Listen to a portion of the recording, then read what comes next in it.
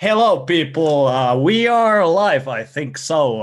Can you confirm that you can hear me? Woo! Yes, perfect. So, welcome to the first ever virtual HelSec meetup. This is different than the normal ones. I cannot see you, so well, we have the Twitch chat at least, so I can see some good memes there. Yeah, so we are going to have 5 great speakers today. As usual, we will start with the HelSec short introduction.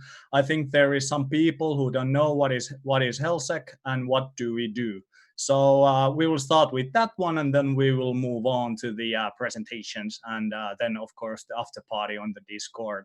So if you haven't yet joined, you should click below. There is a link to the Discord, so you should join the discussion there. And there is also some rules you have to check before you can log on. And we have 2 moderators there who are angry if you break the rules. Jaroneko and Dist, I can promise you.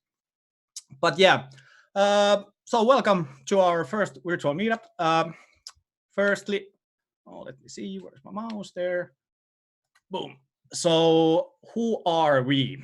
Who is HelSec? Well, who is running HelSec, more correctly? I'm the middle one. My name is Juho. My nickname is Whois. I'm the KO founder and the president of HelSec NGO, and we have been running the HelSec for the past 1.5 years with Osku. Osku, could you say hello to everyone as well? That's Osku. The Osku is actually today handling the stream, so he's the technical guy, and I will be hosting this meetup for you and for the speakers. So you will mostly see my ugly face, but sometimes Osku might peep on the screen like he does right now. But yeah, we will see how we will end up with this meetup. Osku, do you want to say something? No. All right. So that was Osku. If you have anything on your mind about HelSec, you can contact us on these medias on the screen. So our email is the main contact channel for us. But you can also visit our website or tweet us or like us on Facebook or LinkedIn or whatever. We are trying to like keep you updated on all of these, but I'm not sure if we are doing good, but we are trying at least. So as I said, the schedule today, we will have 5 speakers. First, there will be Juuso, then Timo, then Joona, then Laura, and last but not least, Magnus from Sweden. So we have a good mix of people on different specialties. So I'm looking forward to hear all these presentations tonight.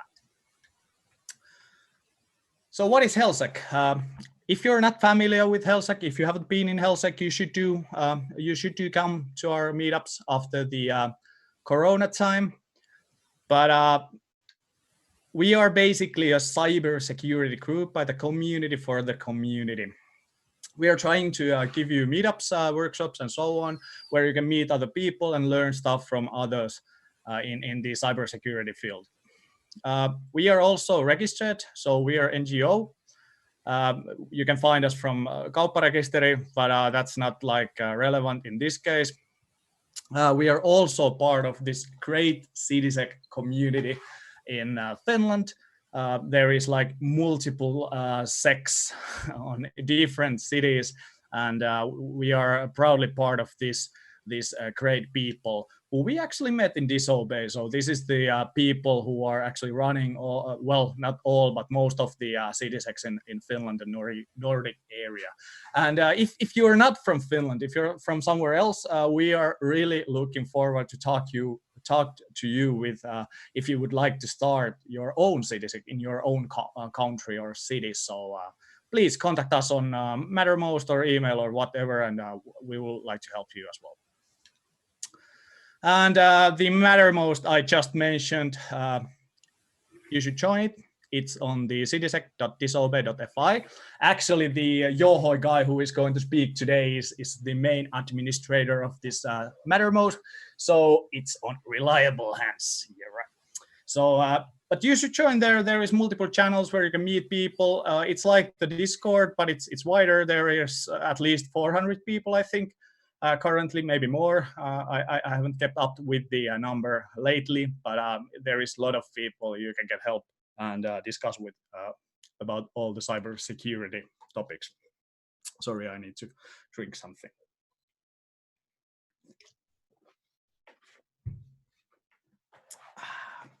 Yes.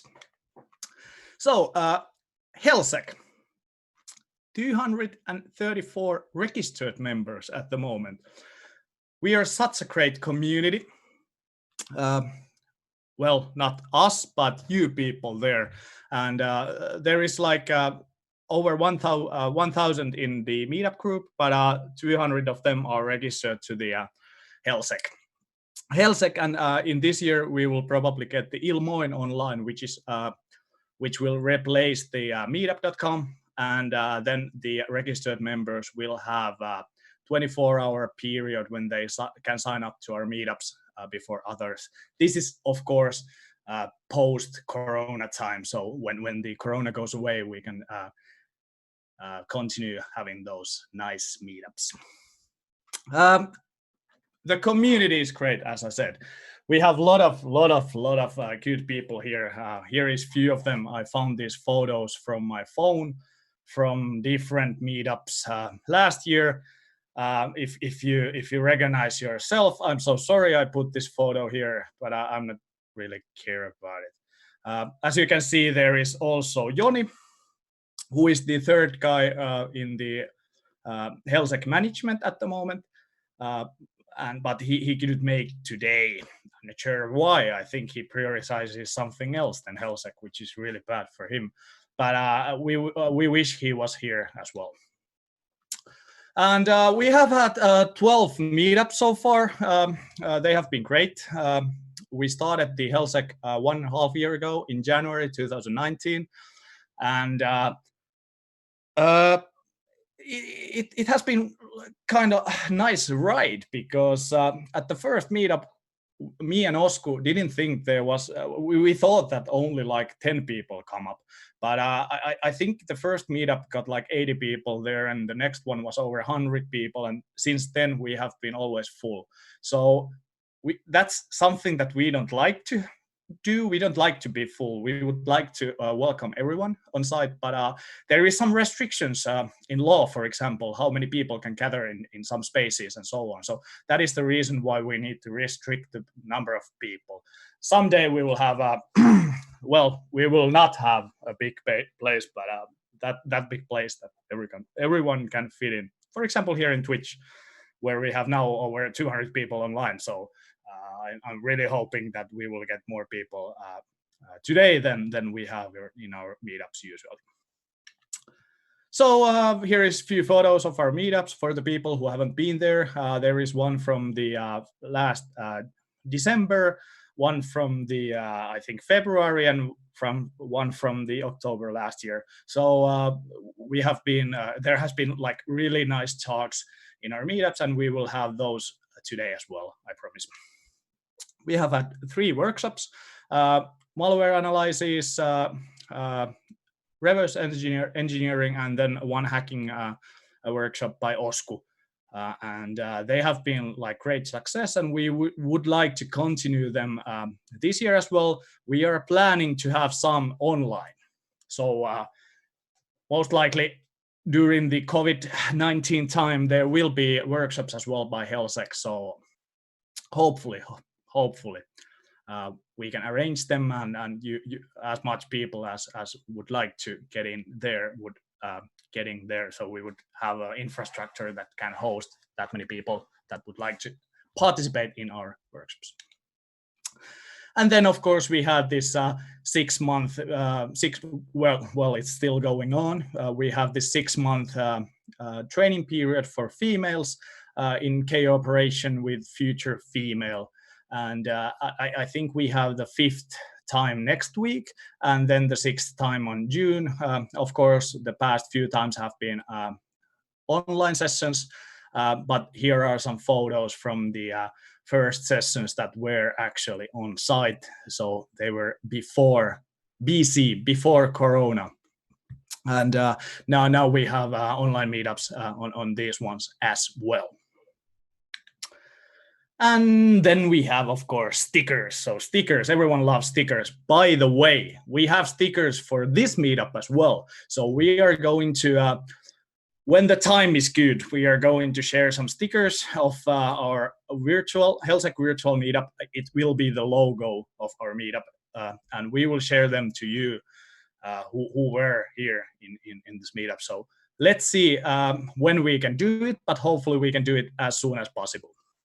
But as you can see, we have a lot of stickers. There is one HelSec sticker, which was from Hoxhunt, and there is one from the Pystyvetä, I Want to Believe, the Unicorn, and so on. So stickers. HelSec is about stickers. So the first question was, what is HelSec? I said it's a lot of stuff, but in general, it's you. So it's all you, and we are in love with you. So thank you for all people for being present in the HelSec. It's been a nice ride, and hopefully we can continue the meetups as well pretty soon. So hopefully this Corona shit is over pretty fast, and we can continue the offline meetups as well. Of course, if you like this meetup, this online version, we will have these more. We are actually planning already one for the June. So if you like this one, we will actually put the link and at the end of the presentations to the Discord one feedback form. And if you like it, please if you like this meetup, please fill it, and we will have a new one on June.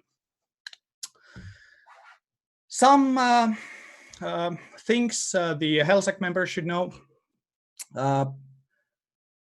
The swag. We had the swag order in December, I think, and some of the swag were already given out. Well, most of them, but there is some orders that haven't yet been reclaimed by the members. So if you would like to have them now, please contact me on CDSec Mattermost or Discord. They are actually at my office in Espoo, at my workplace.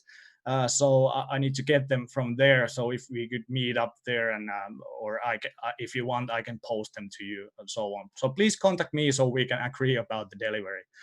And also good news, there will be some extra gear available. So we have some sizes of, for example, the hoodies and so on. So which we will be giving out, well, not giving out, selling out after we have given the last orders. So please watch your email carefully if you want the shirt, if you didn't get it from the first batch. And you will look at really good, like this photo of a few members last January. So it will be awesome.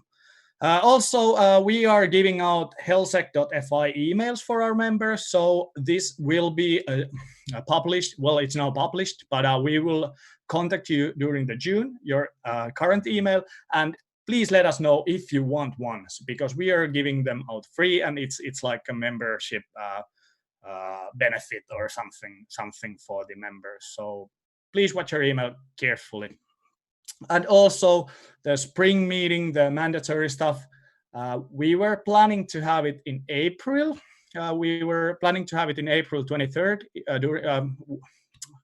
before our meetup. But thanks to COVID-19, we had to postpone it. And actually the law changed, so we don't have to have it now, but we will have it at the late of May or in beginning of June. We will let you know like 2 weeks before the mandatory meetup will be held. What's your email once again? And by the way, we won't spam you. It will be one email, these all things. So it's not a spam. Oh, and if you're not yet a member, but you would like to be, here is the instructions. Go to helsec.fi and there you can join the membership. Johnny has been quite lazy lately, so he haven't sent the bills for a while, but he promised today that he will do it ASAP. So hopefully he will deliver faster than he did with the websites. And we also have a new support member, Second Nature Security from Espoo. Please applause for them. Thank you very much for supporting HelSec. We have now like two support members for this year, and we are not taking any more because we are not getting the we don't want to get that much money, just the necessary stuff.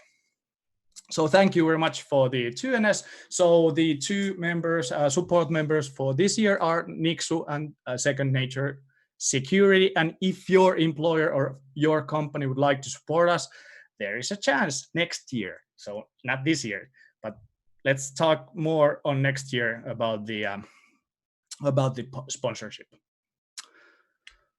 Also, as I wrote to the Discord, Suns wanted to support this online meetup, and they gave us a code. So if you are planning to take Suns course in near time, anytime soon, so use the HelSec 2020 code when you register, so you will get free Gaia test attempt.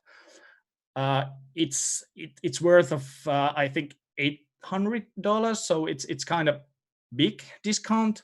So use that code. It will the code will be valid until end of June, and after that maybe you can contact us and we can tell the Suns about this, and maybe you can negotiate with them some kind of discount with the HelSec reference. So use that code if you are planning to take Suns course. Then we released a Nuuxio CTF today. Osku had this great project in his mind that we should go to Nuuxio, take tents with us, camp there, and play CTF. So we will open the registration later on. At this point, if you would like to do a challenge for our CTF, please contact Osku and agree how you submit it and what is the challenge and how to solve it and what is the flag. So we will be putting up a CTF system for the Nuuxio CTF and then of course evaluate the given submissions. And of course the potential dates, there is kind of many of them. That is because the chance of rain is really high in Finland during the summer. So we will go then there when it's not raining. And let's get back to the actual meetup stuff. So if you have questions during the meetup, ask them preferably on the Discord, on the stream chat channel, and put the Q, like the rules say, put Q and then your question there. So then the admins can approve it, and then it will go to the another place where I can see them and ask them afterwards after the speak from the speaker. So you can also ask the questions on Twitch chat, but there is high probability that I cannot see them and I won't ask them then from the speaker, but there is a slight chance. So if you like to gamble, go ahead and do it. And some credits from tonight's session goes to Dist and Jaroneko, who have been working hard for our Discord, for example, and also for the stream content and so on. So thank you very much. Applause to you as well. And also we have some music which we are going to use here, which were actually under, they weren't free license, but we had to give credits them. So here are the music we're going to use in the stream tonight. So credits to them as well, and virtual applause. So next up, we will have the first talk. Woo! So you won't be seeing me that much anymore. And it will be by Juuso Myllylä, who will probably introduce himself more. But let's wait for that and go for a while in waiting mode. Thank you.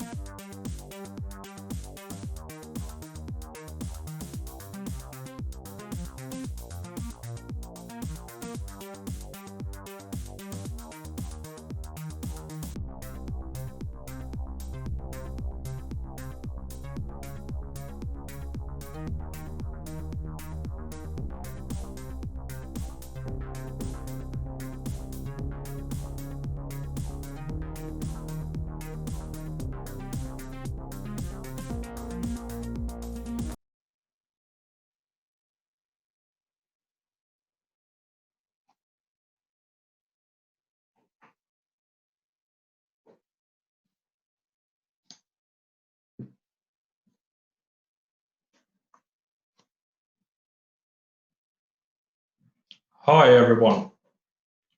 I'm going to talk today about alert fatigue in SOC. Here's a quick introduction of myself. You probably haven't heard of me. I'm a bit new face in the Finnish infosec scene, first time presenter, so I'm pretty nervous. So I've been working as a security analyst at the SOC at Optimus for a year now, and I have also been studying at the University of Jyväskylä for 2 years now, and I'm hoping to graduate this autumn. And I'm studying cybersecurity there, so that's a quick introduction of me. So, does this look familiar to all the blue team people here today? Unfortunately, this is the reality of a SOC, but why we might have these issues in SOC that when you come to work and every screen is turning red, everything is critical, there's millions of alerts, and you just become dull. You can't focus on the actual issues anymore. So Homer here decides to just shut them off since he can't do anything about it.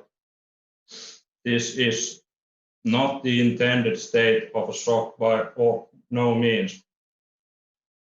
My talk today is about how we can improve the situation by creating more robust and defined automated detection on different incidents. So let's get started. So what's the goal here? The goal of this presentation is to demonstrate the current situation which many SOCs face today, and I'm also going to introduce something I call a detection logic kill chain. It's a little framework I've been working on my master's thesis. I've been doing this spring, and the goal is to shift our minds from the signature-based detection and move towards the intelligence base. So we can see at the bottom there are hash values, IP addresses, domain names. Those are static values. They are pretty easy to find. They can be found in many logs. And let's take a scenario that you have some intelligence that malicious IP address has been known to spread ransomware, for example. So you might just take the quick win and write some detection rule that if this IP address is shown anywhere, alert. And yeah, that's basically the definition of signature-based detection. And we also need that. We need our bases covered. But if we want to improve as blue team members and really detect those things we are supposed to see, the APTs, more advanced cyber criminals, and what have you. So this means that we need to focus more on the TTPs, tactics, techniques, and procedures. And the picture here is called Pyramid of Pain, and it can be used as a meter for maturity of a blue team, meaning that if you can see things at the top of the pyramid, you're more mature than when you're looking at the bottom values such as IP addresses and hash values. So this is the threat detection framework, or the detection kill chain, whatever you want to call it. This is something I've been working on the master's thesis, and it has 6 steps, and it is based on a scientific research method called design science research method, and it has 6 steps as shown there. Just a quick rundown, more in depth on that. I have modified the original design science research method to more match the use case here to improve detection. So first of all, we need to identify the threats, and by that I mean we have to really think what is a threat, what kind of things make up a threat. It's more than just an IP address. We saw on Twitter by someone who said this IP address is malicious. Once we have identified the threat, we need to start thinking about how we can detect said threat, such as I mentioned the TTP earlier, so in my mind, it's the most logical thing to start identifying the threat by going from the tactic phase. So I'll go into that later, but tactics mean the large picture. The attack framework by Meetup has, for example, command and control as one tactic, which includes many other techniques. Once we have kind of made the requirements how to detect the threat, we can start moving towards the use case, which is the SIEM use case. So we start to build our search queries, start to map out if we have the appropriate log sources, and can we detect the threat? If so, yeah, that's good. And the next step is to take that SIEM use case and demonstrate and evaluate it. It's those demonstration and evaluation are kind of mixed, since the idea is to put the search query into the SIEM and try to find out if you can actually find the threat you're looking for. So this is a kind of an iterative process where you make some changes to better account for the threat to cover all bases.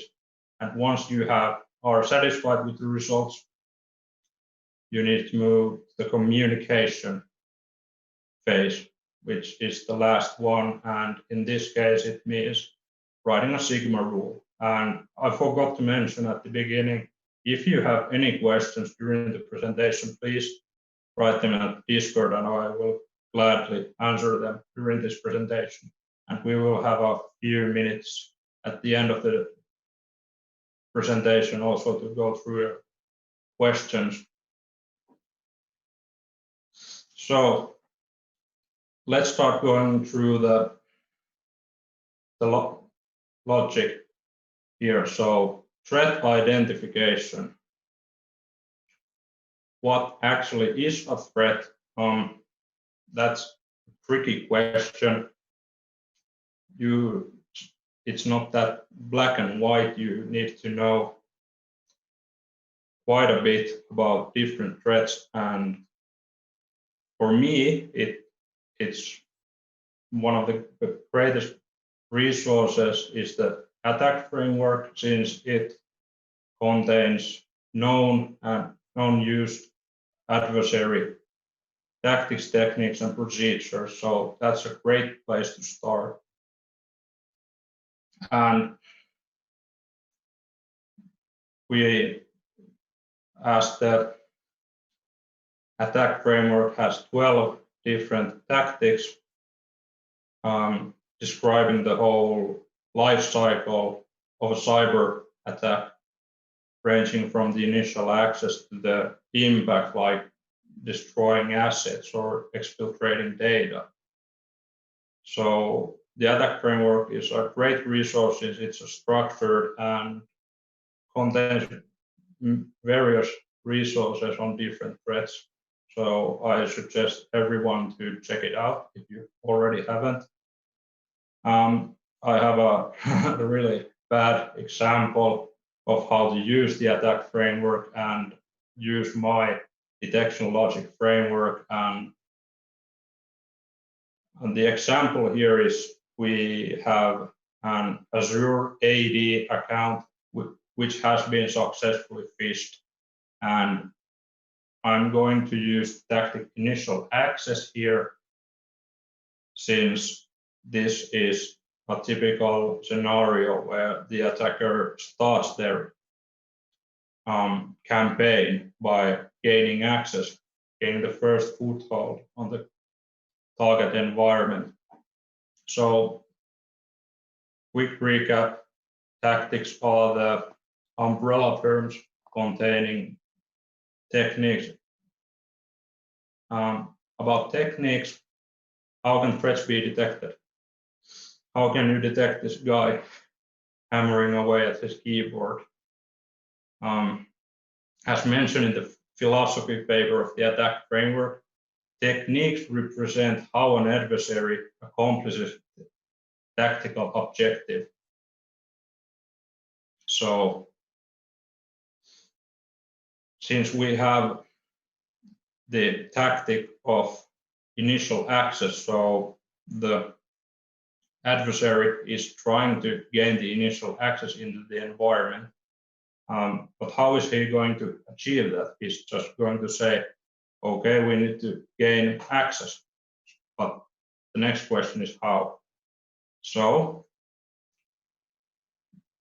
there are many techniques, and as I already said, the presentation is about the compromised AD account. So in this example, the attacker can achieve his tactical goal by using valid accounts or phishing. I think they're kind of the same, since you gain the valid accounts by phishing and you can phish with valid accounts. So let's move to the procedures.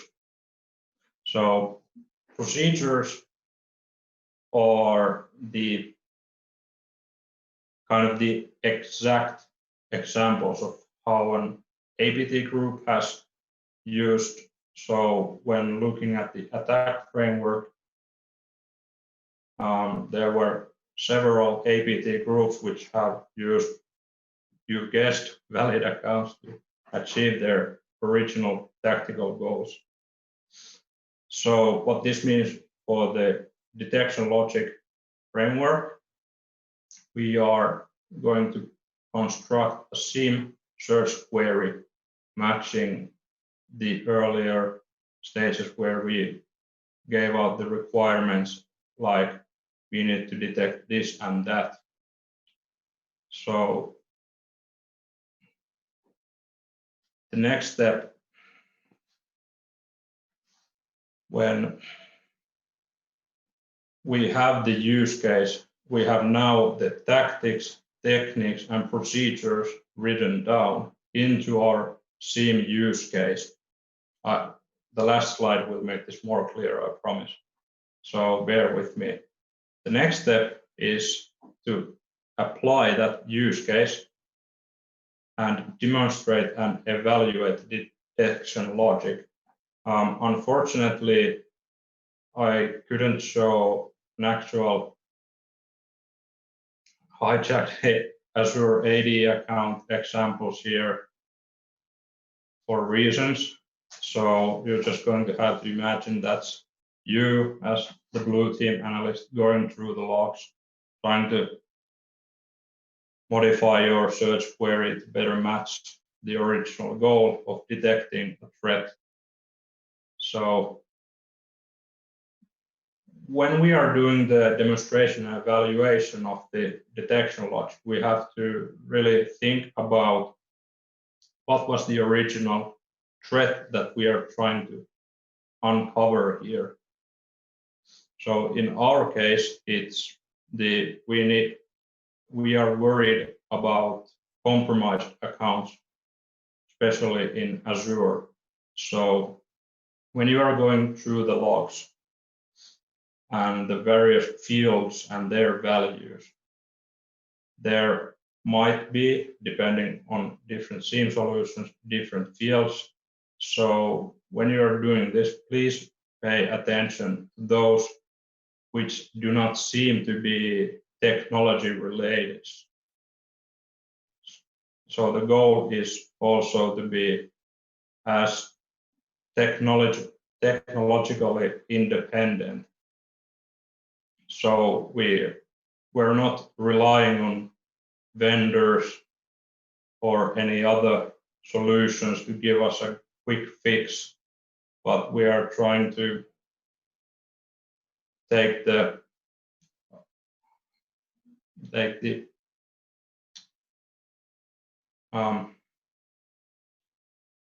relevant values of the fields. For example, in our case, when we are going through the logs, we could start by going all the Azure AD audit logs. We have thousands of login logs, I guess. Then you have to start cutting down those logs which are definitely not related to potentially hijacked accounts. So by eliminating non-relevant data is going to help you understand the threat better and improve the logic, the point that it actually does what it is meant to do. And while you're doing this, I forgot to mention it, you probably read on the slide that this framework also applies to threat hunting, and this is kind of a hybrid of threat hunting and creating automated detection alert rules. So you're kind of doing both with a bit of more of a threat hunting aspect, since you're going through the environment you're going to protect. So you're not going to be able to just, or maybe you can just put the vendor provided rules on, and yeah, that's it. Let's forget about it and move to the other.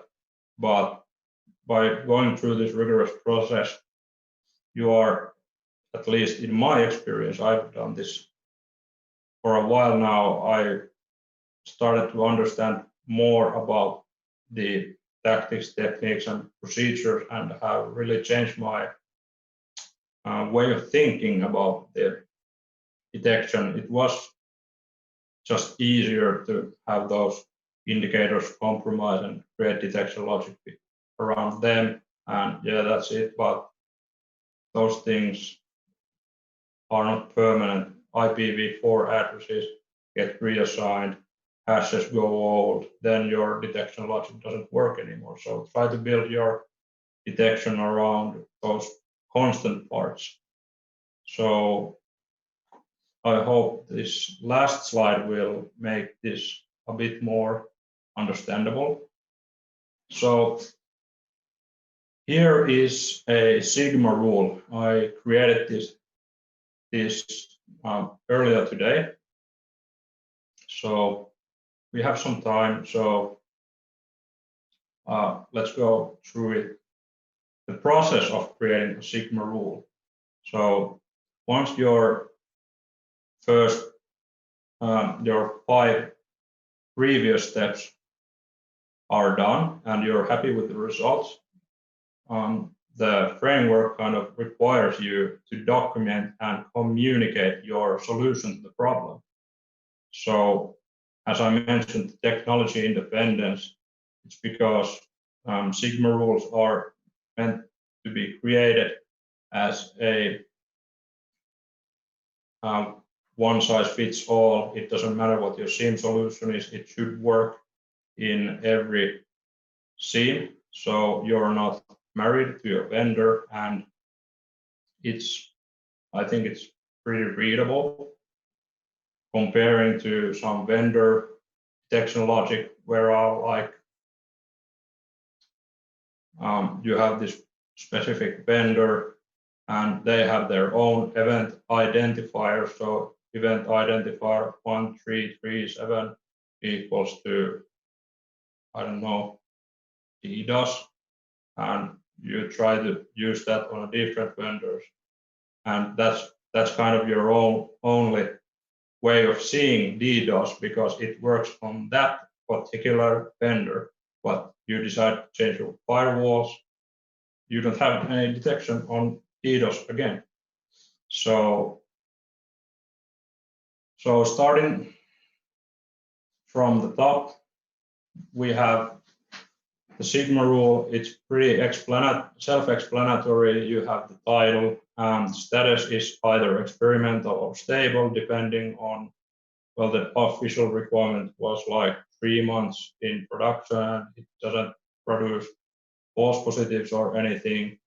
But if you write these rules for your own environment, you can put it to stable or experimental.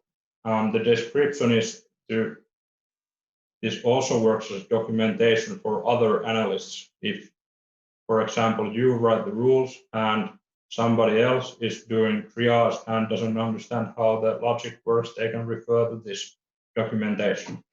And you have some description and references, so that should give the other analysts a good idea of what this detection logic is trying to achieve. So in Sigma, you also can and should map the detection logic to the attack framework to make it even more globally usable. So in this case, I use the initial access tactic and the technique of valid account, and the 0.004 means cloud account, since we're using Azure AD, author who wrote it, when it was written. Then the log source. This might not apply to everyone since I wrote it in our SIEM, and these are fields found there, so it might not work out of box. But we're looking for Azure application security events, and the product is the Azure Active Directory. And the product could also be like firewall, Windows, what have you, and the categories like the, I don't know, process creation, packet filtering, intrusion prevention systems. The tricky part comes at the detection, since this lines 13 to 18 are actually the Sigma rule. The other is just documentation and comments. So in selection, we have now 3 fields which have different values, and we have the action user logged in, application is Azure Active Directory, and the status is succeeded.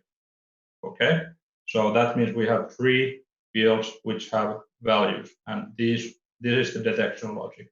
But to make it harder, we have the condition. The selection basically is a variable containing the values of action, application, and status. So this was kind of hard to document, but the idea is to, see if somebody has logged in from 2 countries at the same time. So it searches for logins from 2 or more countries in the time span of 2 hours, and the SIM needs to enrich the source address to display geolocation.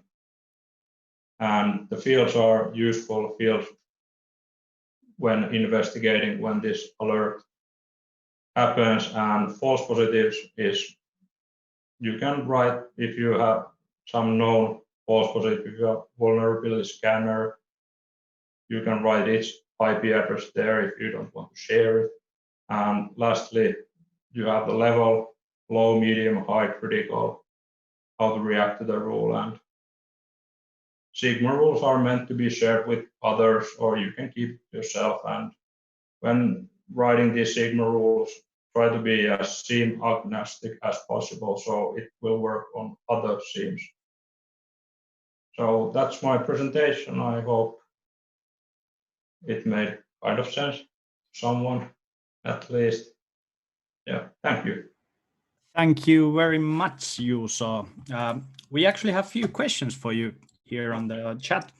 So Bubble is asking, what is the most interesting C2 server you have seen on Wild, and why?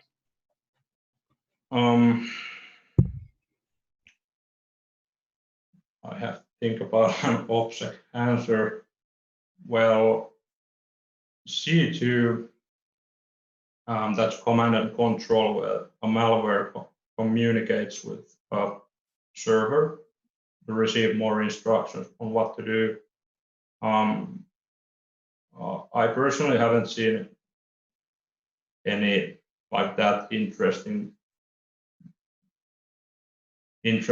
stories, except some persistent malware which we have really had to dig deep to figure out what's causing these callbacks. One was even related, if I remember correctly, to a botnet, and once we found out it was just some bit more advanced malware, and we were able to remove it. So unfortunately, I don't have any interesting war stories. I sorry to disappoint. It's okay.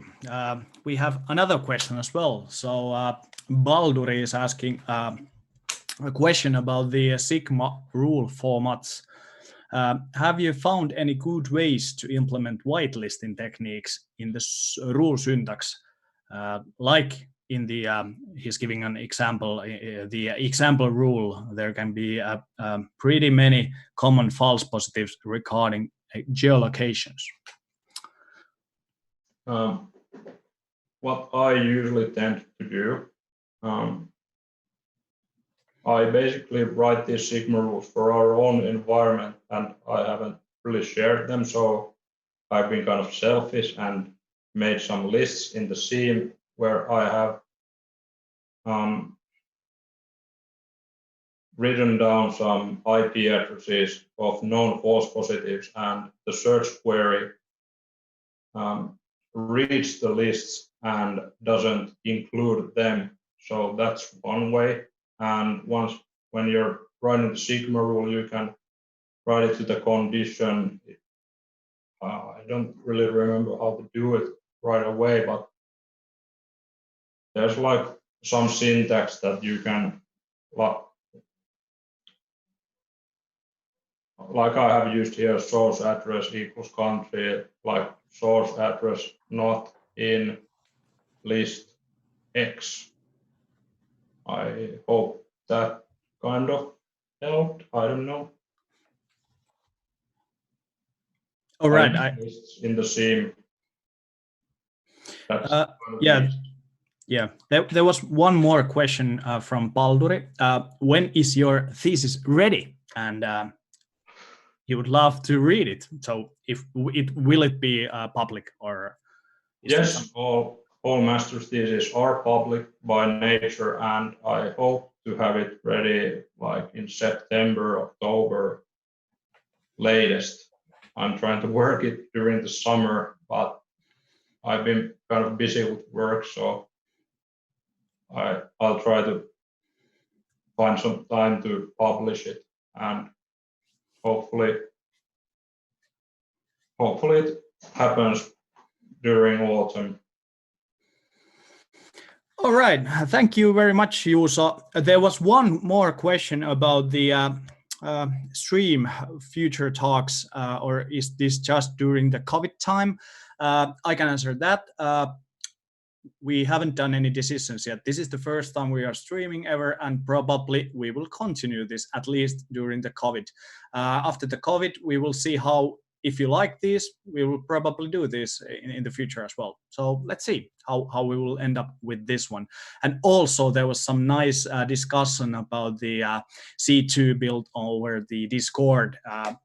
There was actually this week news about that there has been a C2 build over Discord. So there is already that one in place. But yeah, thank you very much, Juuso. And next we move on to the next speaker, who will be Timo. And we will be back in a few minutes. Thanks for having me. Yeah, thanks, Juuso.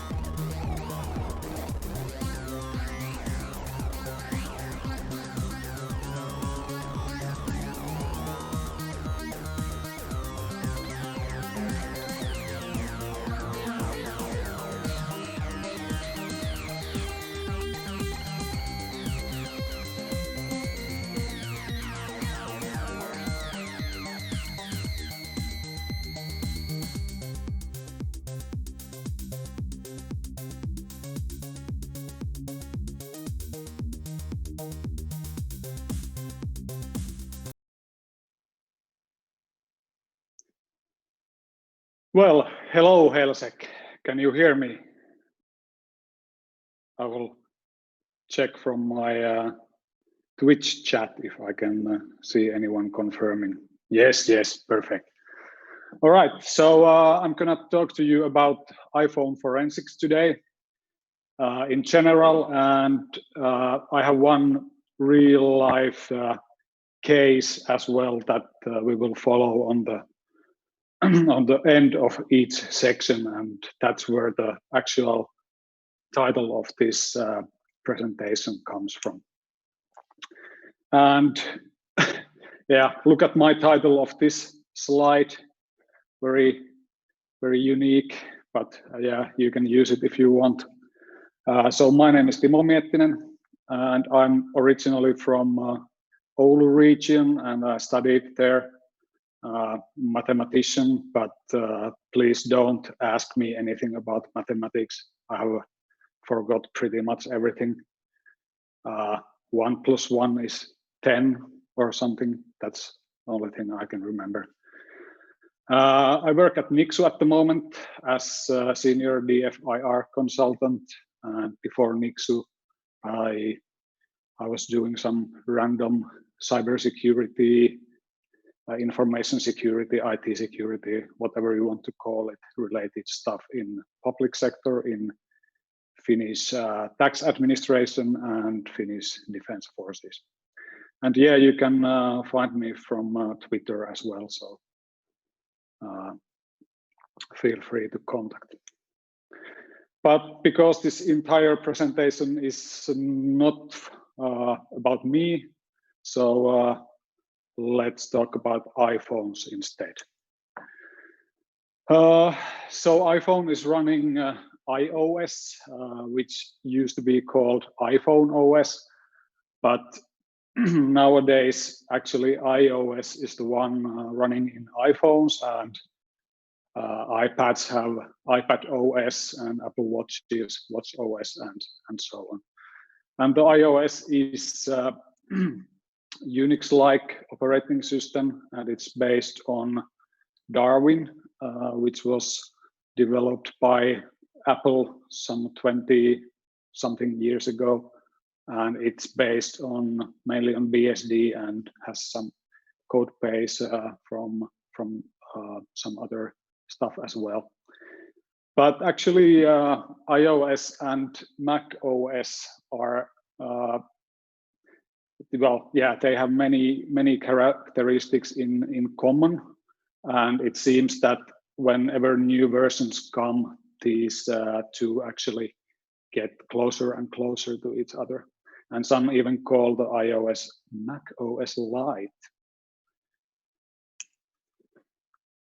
The iOS file system since 10.3, the default file system has been APFS, which is the file system in Mac OS as well. And iOS has two main partitions. There's a couple of more as well, but they're not so interesting. But the system partition, it mainly contains system artifacts, and it's mounted on the root, and it's not encrypted. And the data partition is in most of the cases the most interesting source of data, and it is actually encrypted, and it's encrypted with so-called UID key, which is burnt into the hardware, and it's unique to the device, as the name says. And the files on data partition, they have actually one of these four data protection classes. Class D means that there's no, it says protection none, but it means that there's no extra protection instead of the encrypted partition. And files within class A to C, they are encrypted with file-specific keys. And this class C means that those files cannot be accessed before the user has unlocked the phone for the first time after booting it up by giving the passcode, which is the only method to unlock the phone for the first time after boot. And the class B, unless open, it means that the file cannot be accessed or actually opened if the phone is not unlocked. But when the phone is unlocked and the file is opened, it will stay accessible as long as it keeps open. And the class A means that the file can be accessed only when the phone is unlocked. And iPhones, from a forensics point of view, access to the data is protected by many layers. As we saw, the encryption is already double layered for some files, and in addition to that, the USB connectivity is also restricted, and in most of the cases, the USB is the only way to get into the phone. So that doesn't make it too easy to make forensics. And usually when talking about, for example, computer disk imaging, there's two expressions related to them. It's a logical extraction or logical acquisition. It usually means that all the files from a partition are imaged, but in iPhone context, it basically means iTunes backup plus some media files. For example, if you connect your iPhone to your laptop, you can access your photos directly. And it's good to remember when you take iTunes backup, the password protected backup contains always more data. For example, health data, browser history data. You won't find them in from the unencrypted backup. But if you are investigating a phone from a user, and the user has set the backup password previously, it is still valid, and that password will be used for all future backups as well. So always remember to ask for the user the backup password as well. But most of the cases, they have no clue. They have maybe taken the backup some years ago, or someone from company IT or whatever has actually set the password. But it's always worth asking. There's actually ways to bypass this. Actually, two ways. You can always crack the password, but the algorithm used for encrypting the backup makes the cracking really slow. So unless the password is really short or really easy to guess, it will, in most cases, take too much time. The backup password can also be reset, but this should always be the last thing to do, because it actually changes something on the memory, and it actually deletes some data as well. So if you have any other means to kind of bypass the previously set password, then do that. Then in disk forensics, people usually talk about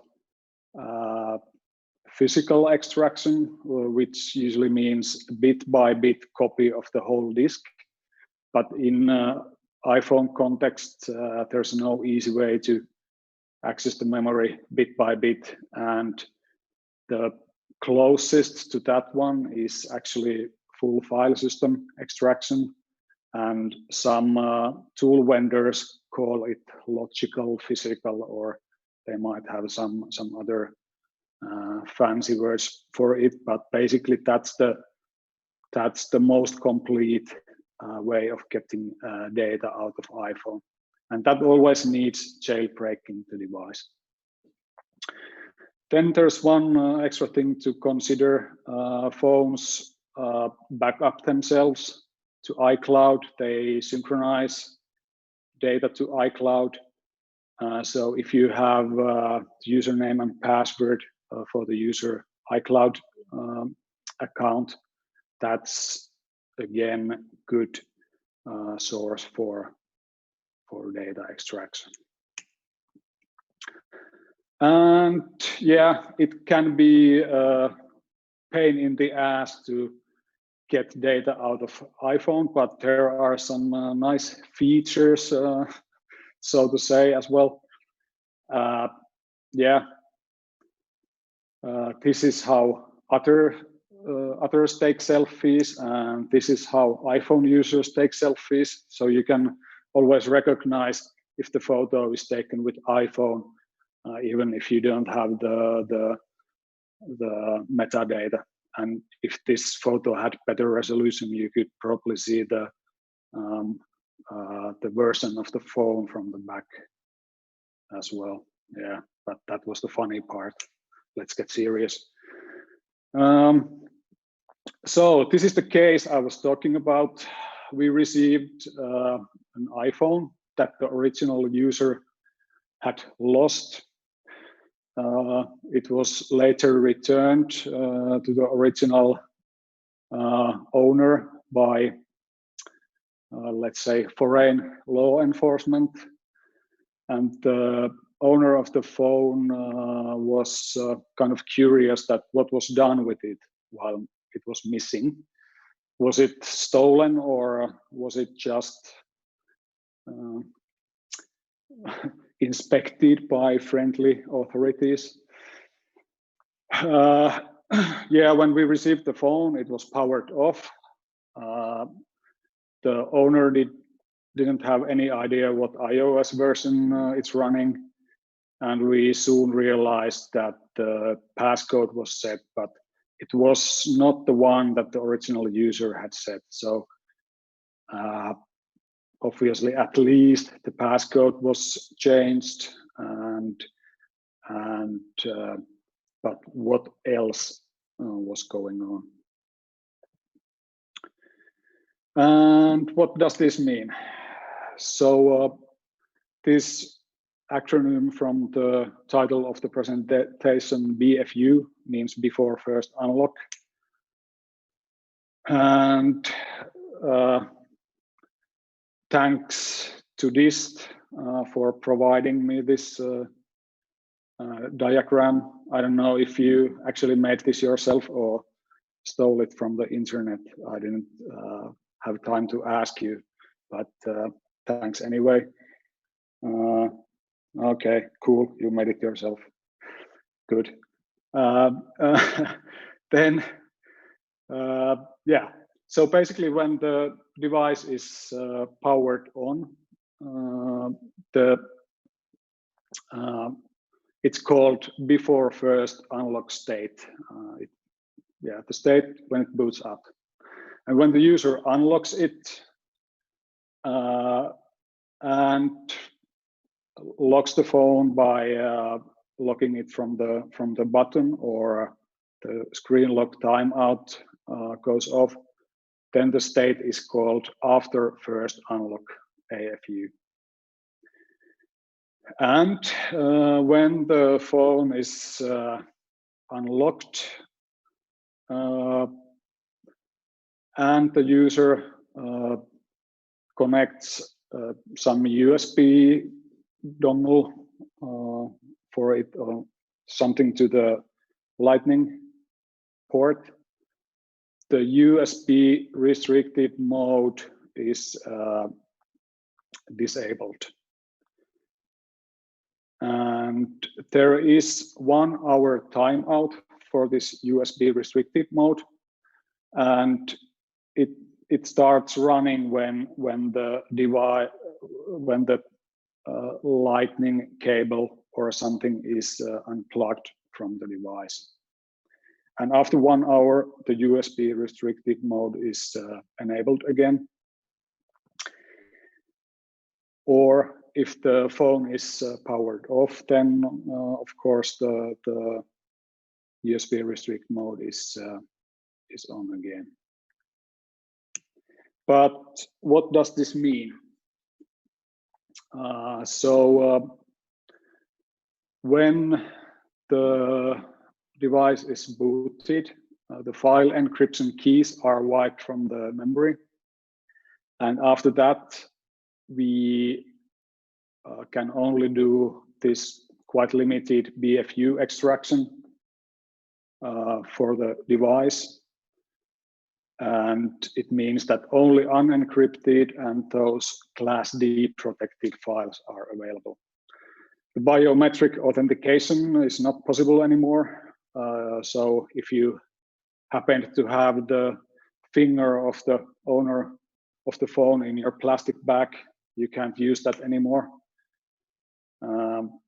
And the USB restricted mode is activated. So if you receive an iPhone that you need to investigate and it's powered on when you receive it, connect it to a power bank or something to keep it on. Then there's a couple of more things that are not so relevant anymore. They used to be in previous versions of iOS. These lockdown records. When you connect your iPhone to a computer, it asks you if you trust this computer, and if you say you trust, there is some kind of certificates exchanged, and those devices trust themselves. But and in previous versions of iOS, you could actually connect your computer to your iPhone, even if the phone was locked. But that's not available anymore. So this doesn't have that much effect nowadays. And passcode recovery attacks, at least I'm not aware of available passcode recovery attacks for the current iOS versions, but there are some from the older ones. And when the phone is on the BFU mode, the passcode recovery is much slower, but that's not a big issue nowadays. And the USB restricted mode, yeah, it was introduced in version 11.4.1 and further enhanced on version 12. And it basically means that you need Touch ID, Face ID, or passcode entry to be able to connect or activate data connection through Lightning USB or Smart Connector. And Smart Connector is the connector on the side of the iPads where you can connect, for example, keyboards and stuff. So what does this mean in our case context? So the phone was powered off and the passcode is not known. So the phone is in BFU mode. The amount of the data we can even theoretically get is really limited. And because the USB restrict mode is active, at this point we were wondering that how can we even get access to the data? And let's talk about that.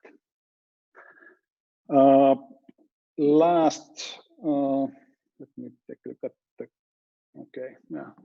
Last autumn, Checkmate vulnerability and actually first exploit code were released. And Checkmate is boot ROM vulnerability, so it's unpatchable. It works for iPhones from 4S to iPhone X. It enables jailbreaks, activation lock bypass, and stuff like that.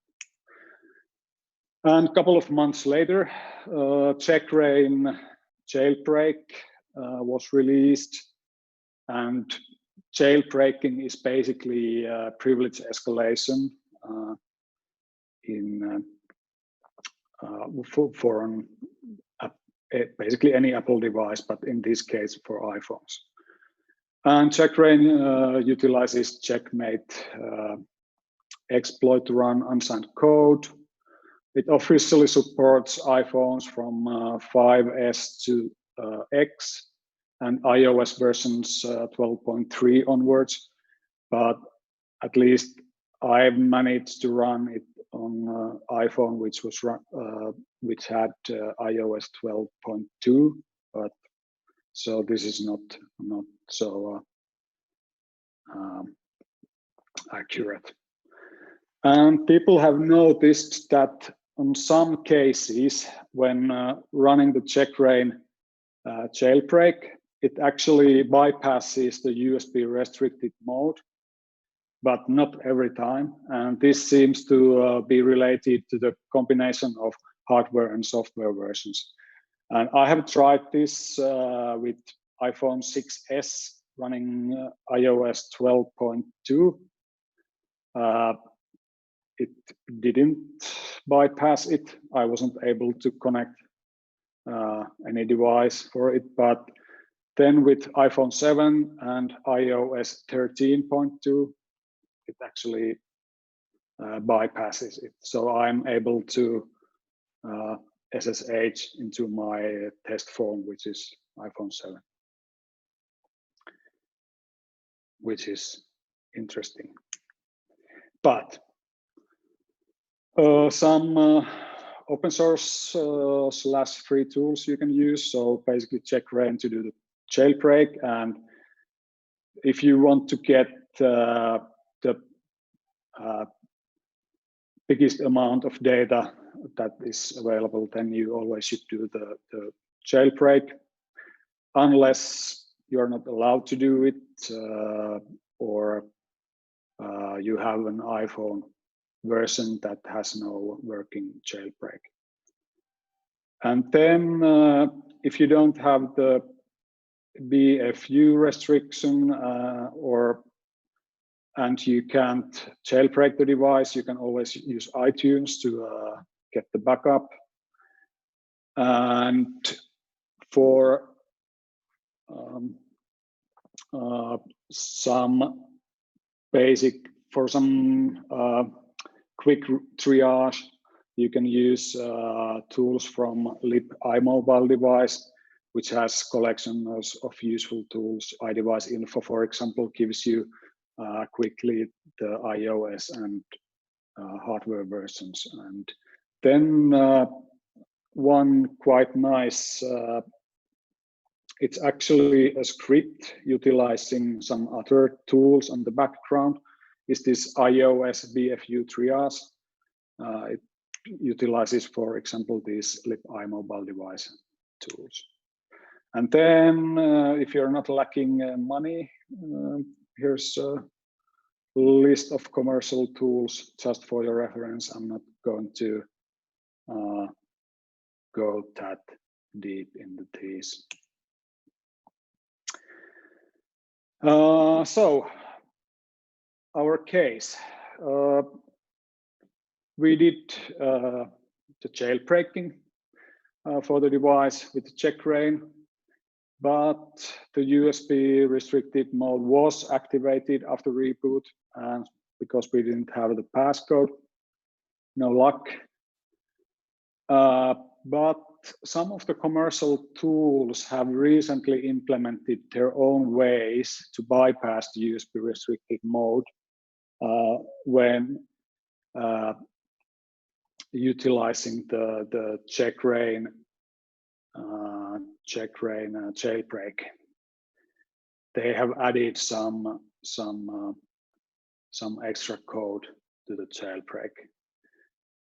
So one of the tools we use got an update, and we finally managed to extract some data out of the phone. But yeah, life is not always easy. This particular product has basically two parts. One for the extraction of the data and one for doing the analysis. And the analysis part of the software didn't manage to open to archive the acquisition part created. And I checked this with later versions as well, and it still fails, which is pretty weird. But so what the fuck, let's do the analysis manually then, which is, by the way, a good idea always to look at the data manually, even if the tools are working. they are not perfect. iOS is constantly changing the structure of the data changes, and it might take a while for the tools to catch up those changes. And then again, if there is some not so popular apps installed on the device, for example, those tools don't have any clue what kind of data they are storing, and they can't parse it. So it's always a good idea to check the data manual. So the analysis part. Yeah, most of the interesting data can be found from text files, which can be logs or something else, plist files, which we will talk about in a minute. There's databases, and then of course media files. And yeah, Apple products and timestamps can be a bit confusing sometimes. There's at least 3 different epoch times available for you, so good luck. So if you need to work with epoch timestamps, then it's better to use some kind of tool that converts it to date with many different, using many different formats, so you can see them all at once and pick the most probable one. And in installation logs, yeah, Cupertino time zone is used until the real time zone is actually set for the device. So if you take a look at the installation logs, and the installation is done in Finland, for example, at some point you will actually see just a jump of I don't know how many hours, 9-10 hours ahead for the timestamps, and you might be wondering that what the fuck is going on here if you don't know this. Yeah, some open source / free tools you can use for the analysis part. Apollo is yeah, it basically parses the what has the user been doing while carrying the phone, and yeah, it parses the data and outputs it in the human readable format. Then iOS sysdiagnose forensic scripts, they are really good on parsing the sysdiagnose logs. Then if you have iPhone backup, this iPhone backup analyzer can be used to browse the content. iLeap, or however you say it, this actually reads data from really many different files across the file system and tries to parse, for example, yeah, basic information about the device and the user and the installed applications, and yeah, stuff like that. Another iPhone backup viewer, then couple of tools that we will take a look at shortly in a couple of slides as well. But F3, it basically crawls the directory structure and gets data structures from the files. And deserializer converts these specific kinds of plist files to normal plist files to make them easier to read.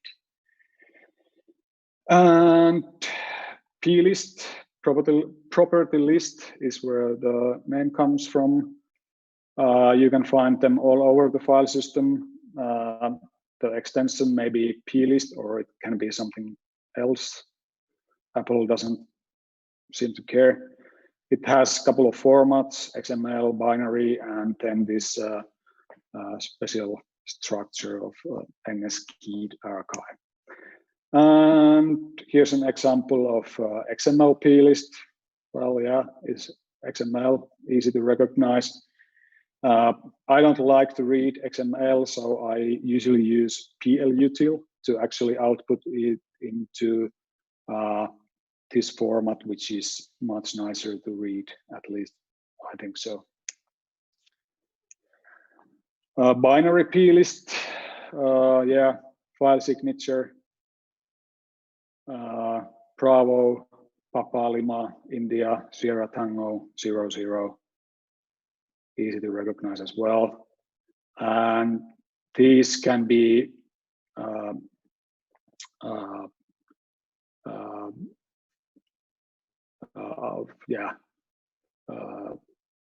made easier to read with this same application or tool, plutil.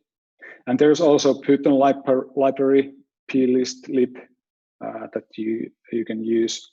It works with XML and binary plists. Then plists may contain another plists.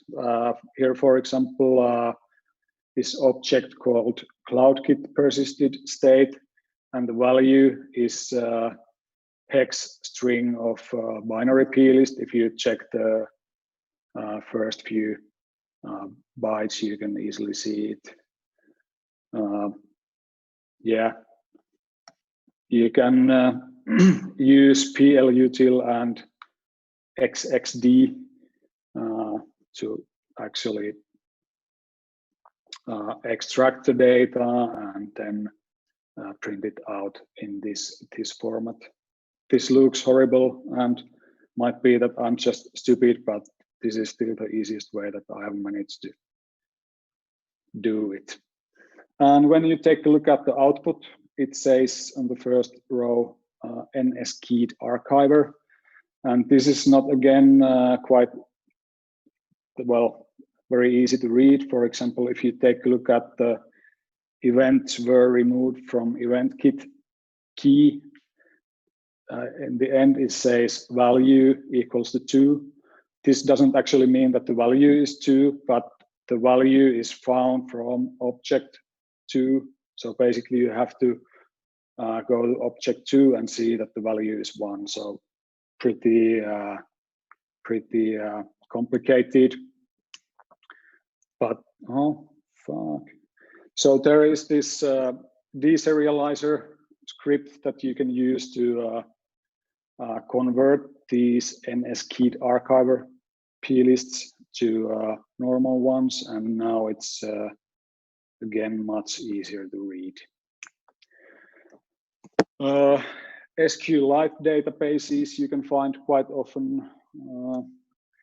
If you move them around to analyze them on different location, always check if they have these SHM and WAL files on the same directory as the actual database, and remember to move all the 3 to the location where you want to do the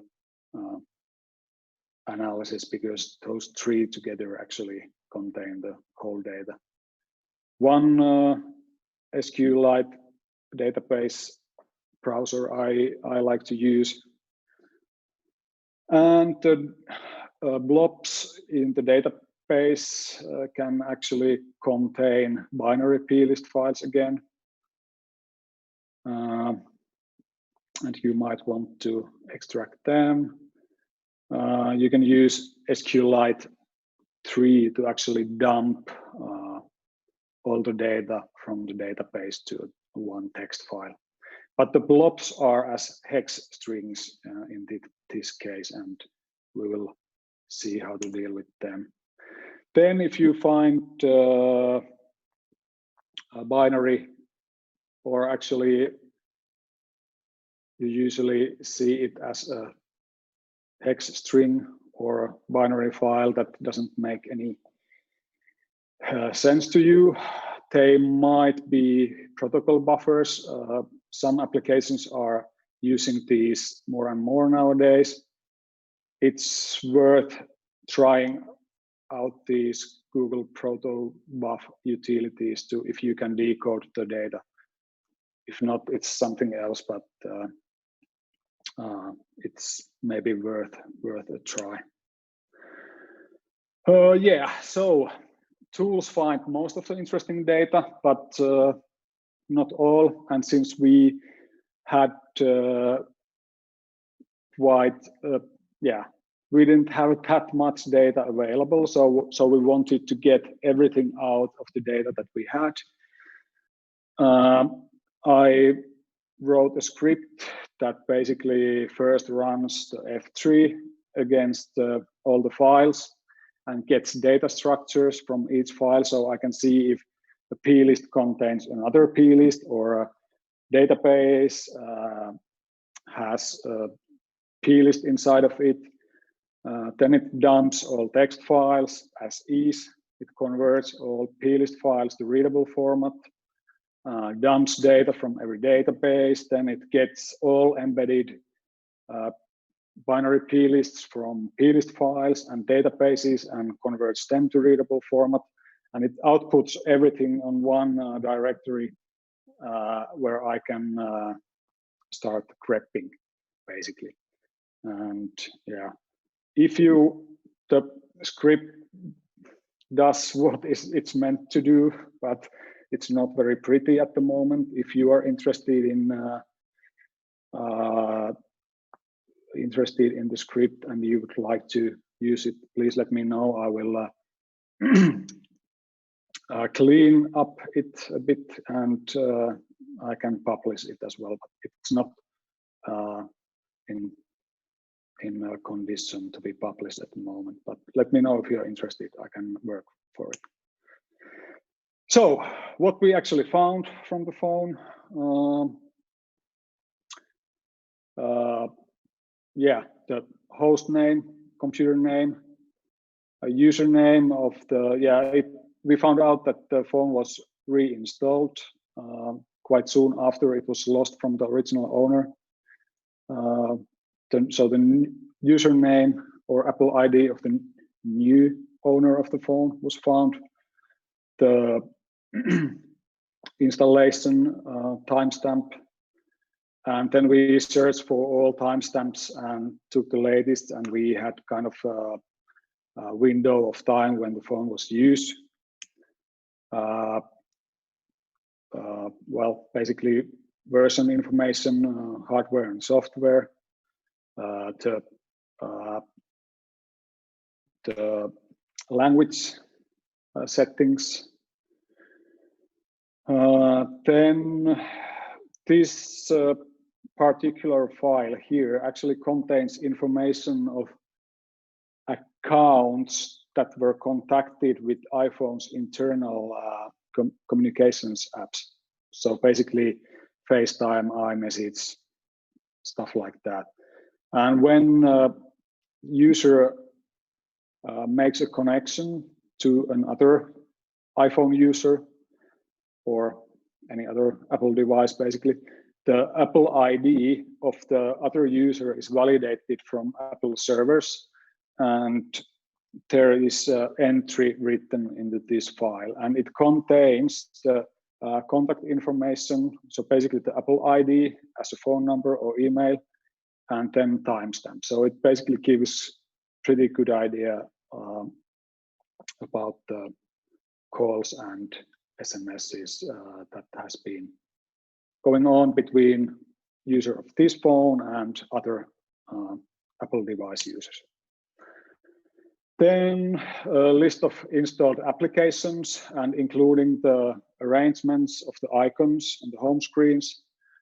Then iPhone keeps tracks on Wi-Fi networks it's being connected to, and you can find the BSSID of these networks, which then can be resolved to geolocation. Then the new user had installed this Sberbank mobile app, and it obviously utilizes Yandex metrics, which is kind of Yandex equivalent to Google Analytics. And it had also stored some location information in a file that was not protected by file key, which is probably not a good idea. And then again, this Sberbank mobile app stores all the push notifications it had showed for the user. And for example, whenever the user had used his credit card, it pops up a push notification, just like, for example, Nordea Wallet and many others, I guess. But all that information can be found also from the disk, and basically it gives timestamp and name of the store where the card was used, but luckily not the whole card number or any other information. But still, you can use that to figure out what the user has been doing with the phone. Yeah, so basically the device was reinstalled quite soon after it was lost, and the applications installed gives quite good hint that it was basically a normal user that was using the phone. The device was used to communicate with several contacts, and the device was used around the city where it was actually lost. So most likely it was just stolen and reinstalled for use. And some reading for you if you are interested in mobile forensics or iPhone forensics in particular. Some nice people to follow on Twitter and their blogs. And I think I passed my 45 minutes with a couple of minutes, but that pretty much concludes my presentation. So Juho, was there? Yeah. Questions? Thank you very much. Thank you very much, Timo. That was entertaining talk and really good one. So we have a few questions for you. Actually, quite kind of many of them. Let me see. All right. Here we go. So the first one, it's from Nora on Twitch about your shirt. What's the and your actually presentation start where you were telling about yourself. So the question is, what's that number you are wearing? What's the number I'm wearing?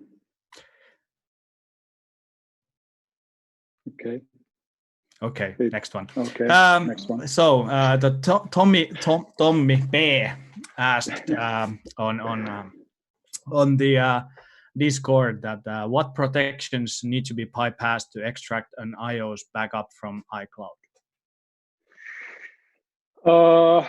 Well, yeah. Usually, you need to know the Apple ID and the password, and then it most likely sends the verification code to the phone as well. So you basically need all those three. All right. Ladybug is asking, is it still true that iPhone 11 does not have known vulnerabilities leading to a jailbreak? At least I'm not aware of any. Yeah. All right. Jay is asking, can the iPhone that has gone through forensics be used after, or should the user just get a new device? It can be used, yeah. And especially if we do the extraction with one of those commercial tools, they are built so that they should leave, at least they claim that they leave no traces to the phone, but who knows? There might be some, but yeah, but yes, you can use the phone basically afterwards if you want. All right. Any idea what happened in the end of the San Bernardino shooter's iPhone 5C when the Apple denied request for uncoding? Supposedly an infosec firm got access in the end. I think it was some company from Israel, right? Or do you know what happened there? I can't remember this specific case and the details of it, but I can take a look at it and post some links later on the Discord for it. Yeah, perfect. Because there was also a question about the links you have on the slides. Could you somehow provide them to the audience as well? Yes, I can. Yes, that's cool. Then there is questions about the acquisition tool you used or the software. Was it the same software company that you used for acquisition and analysis?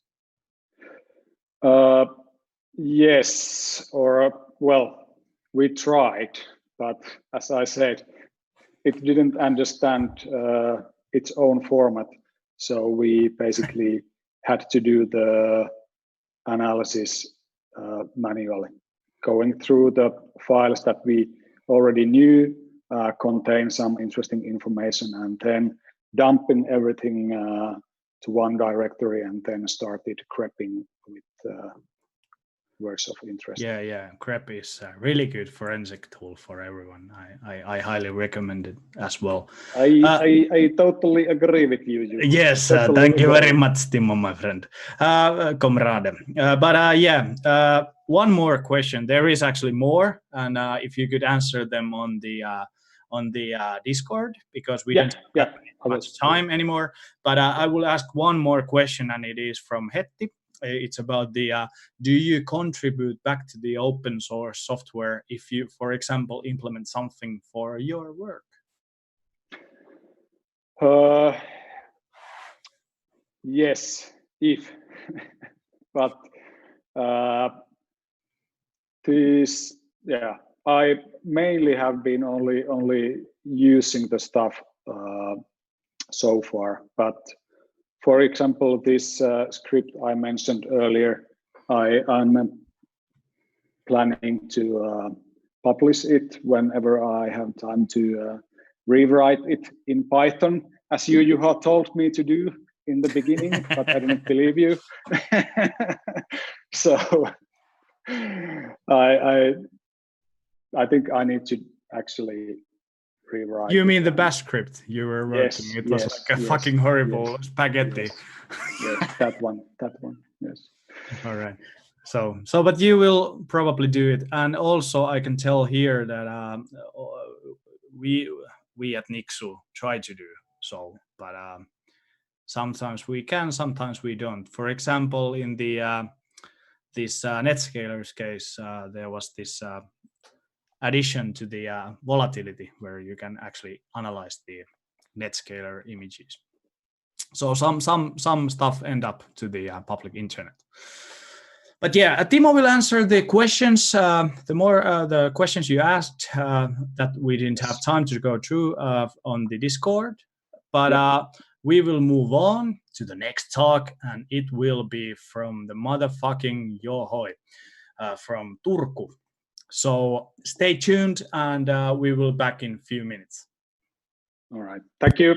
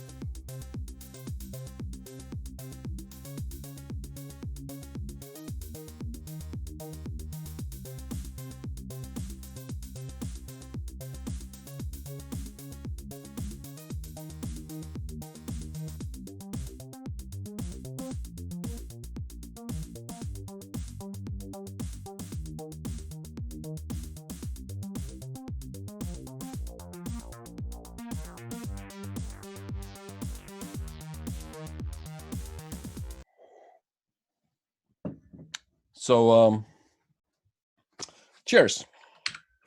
And welcome to my talk about the ffuf.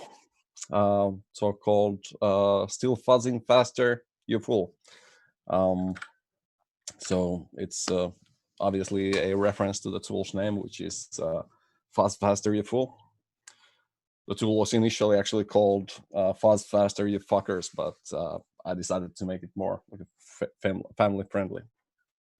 So let's get into the meat of the thing. So who am I? Nobody's interested. So okay, so about web fuzzing in general. I think this tweet kind of it's kind of a reverse, but it kind of describes the web fuzzing or alike activities pretty well.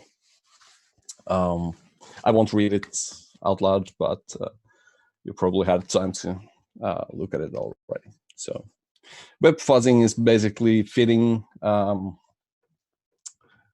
different bits of information, some that you might be supposed to use, like for example, numbers, integers from something to something else, and doing that, well, in sequential order or whatever, in order to find something and basically to test all the different inputs. So web fuzzing, what we see here is a HTTP request.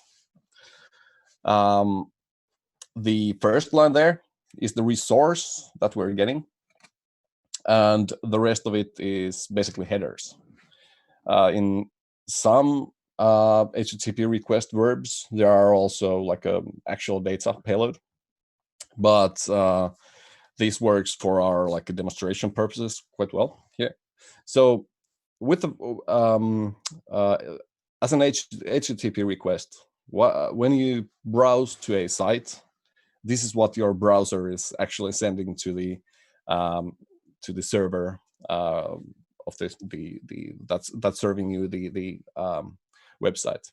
So what the web fuzzer, where the web fuzzer comes in, is it basically sends tens, hundreds, thousands, or millions requests that are quite similar, but there are like some variation, and it tries to detect the anomalies from the responses it receives from the server. So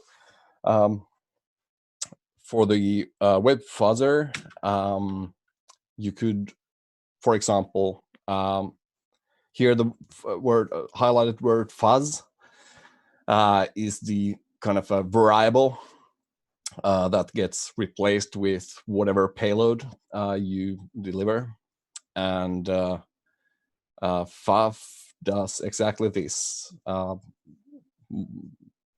multiple times in a second, and tries to filter out the anomalies based on whatever you have set your filters to be.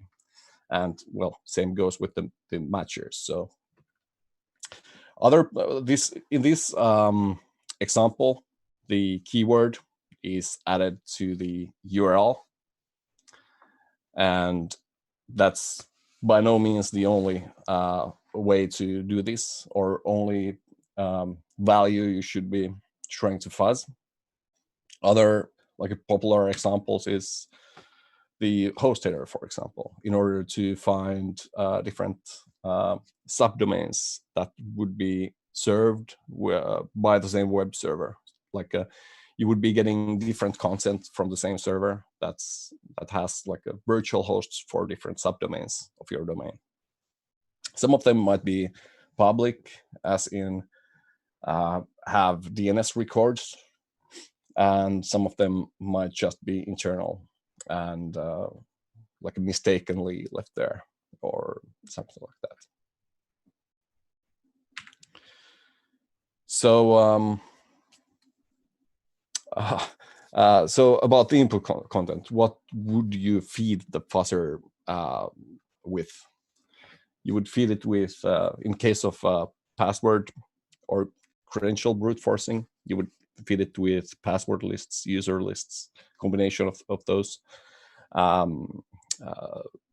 If you're fuzzing APIs, you would use known API paths in order to basically, there are multiple things you can do there, but examples would probably be figuring out if there's a publicly used API, like signaling that the web application is having some, as part of the web application, there is some like a sub application that you can use or exploit.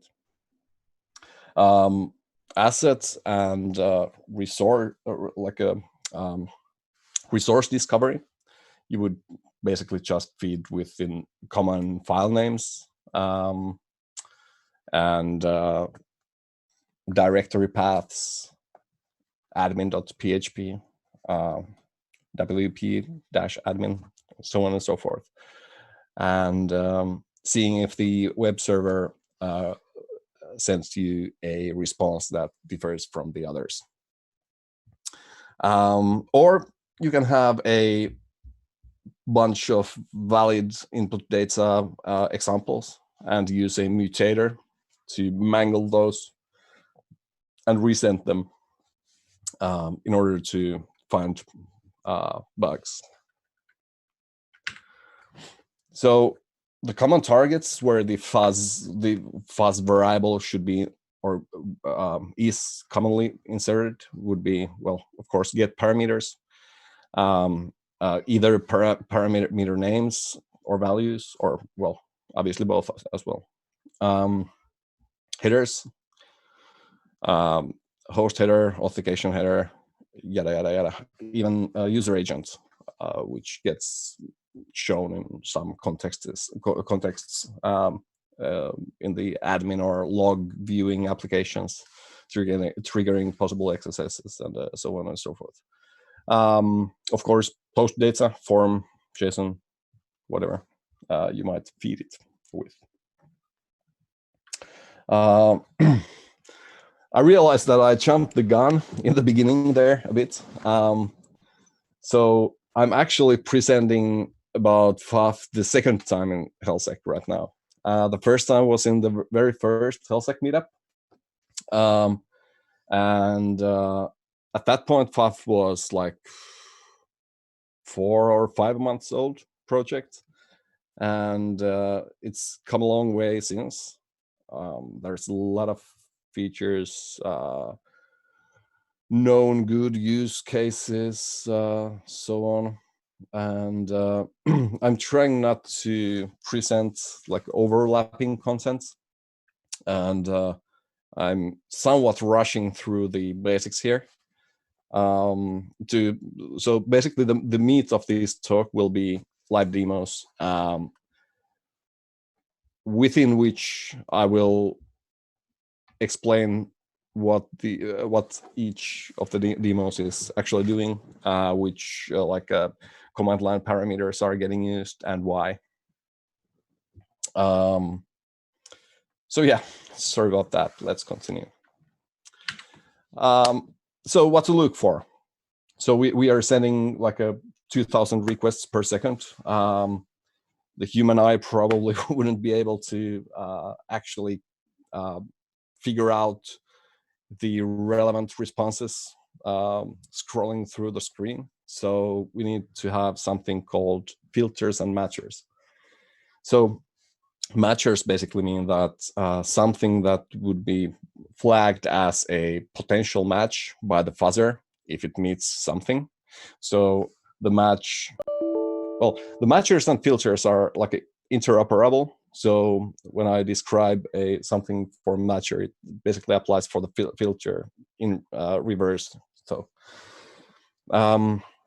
So matchers would be like you want to match all the HTTP response codes, let's say 200, which is okay, like redirects 300 somethings, but you're not that interested in 404s. So you would add like a few matchers, which would be like the response code 200, 300 to 399, which the ffuf accepts ranges as well as like direct single integers as values there. For the filters, when you run the ffuf for the first time, you like figure out that there's like every third request responds with 200 because of how the web server is configured. So you try to figure out what's the similarities with these within these like basically false positives from your view at that point, and it might be like a response size, where you in which case you could add a response size filter. So on the new run, you would still match with like a 200 responses, but filter out all the responses with a set response size, which is something that you might know is a false positive. The other obvious things besides response codes and response sizes are like a regexes. So you're able to match the content of, well, response headers or response content. So it gives quite a bit of versatility there. So there are a ton of tools that are able to do some of these things, or most of these things, or all of these things. There's Burp, everybody knows and loves. OWASP Zap, quite a big, good project as well. Derby, Dirbuster, WFuzz, which is really, really similar to ffuf, written in Python, good tool as well. GoBuster, and well, ffuf. So there are plenty. Why do we have another one, which is ffuf, obviously here? So as a good like open source citizen, why the hell did you write your own when you could have contributed to existing projects? So this is basically the reason. I tried. I needed a few features. I liked GoBuster at the time. There were like some issues I was facing with other tools as well as GoBuster, and I wanted to fix them. So I had a few things that I wanted to fix, and asked the maintainer of the GoBuster. They had this huge PR in their GitHub repo that was like 1,000-something lines, touched almost the whole code base. It was a huge refactoring PR that had been open at that point months. So I asked the author if I should base my changes on the master branch or the changed refactoring branch, and their answer was that please don't do anything right now. They are like overwhelmed, cannot review the commits and so on and so forth. So ffuf was born pretty quickly. I don't think it took too long, like a week probably after this, when I had the first like a demo version of for the friends. So let's see ffuf things in action. So about my demo setup there. It's artificial, obviously. I'm running a bunch of different kind of seemingly vulnerable endpoints there on a server. But this is not obviously a real life situation in any sort, in any way, but it helps to demonstrate the different functionalities in ffuf. So let's start we'll start with the super basic stuff and move towards the more advanced or things that people might not grok from the or figure out when seeing the name ffuf or hearing the term web fuzzer. So the first one, obviously, resource discovery. It's so additionally, for all of these, well, most of these demos, I'm using word lists from a GitHub repository called seclists, which is a great collection of different word lists for different purposes. I have all the links on the last slide.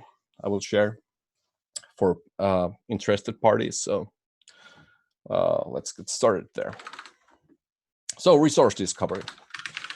ffuf is the name of the tool, obviously. -w, which is a word list. So we are defining the word list we want to use, which in this case would be seclists, discovery, web content. We just want to go broad here. Now, if we and then we add the URL that we're using that we want to discover content within. So ffuf io.fi fuzz, and fuzz here, that's the keyword that the ffuf is going to replace for each of the requests. So the ffuf will generate a request for each line found in the word list here. And that means 20,000 requests in total.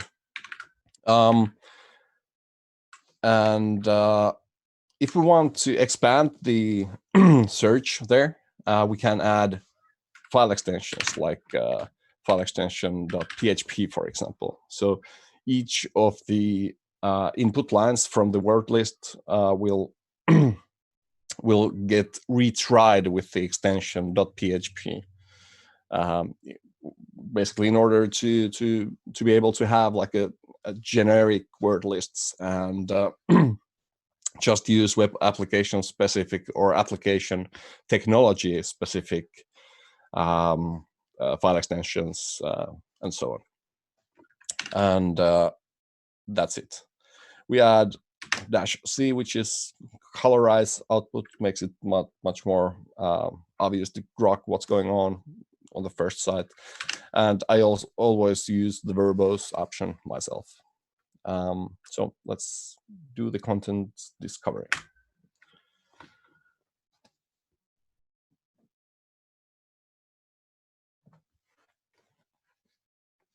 I wonder if we are able to find anything we should, because I set up this demo for it, but we'll see. Okay, we found a directory. It has an HTTP status 301, which is a redirect, response size of 185, and so on and so forth. Okay, there are like a few different sets of content there.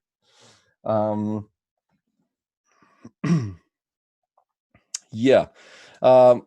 ffuf also has an option to recurse the directory, so I could have added like a recursion here,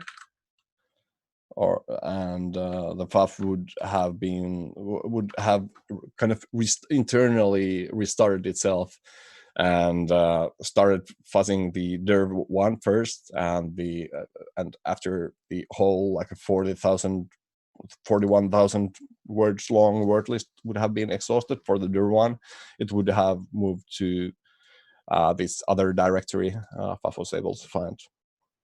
And well, until the recursion depth is exhausted, it would basically jump to subdirectories of subdirectories and so on and so forth. It can be like a really long process.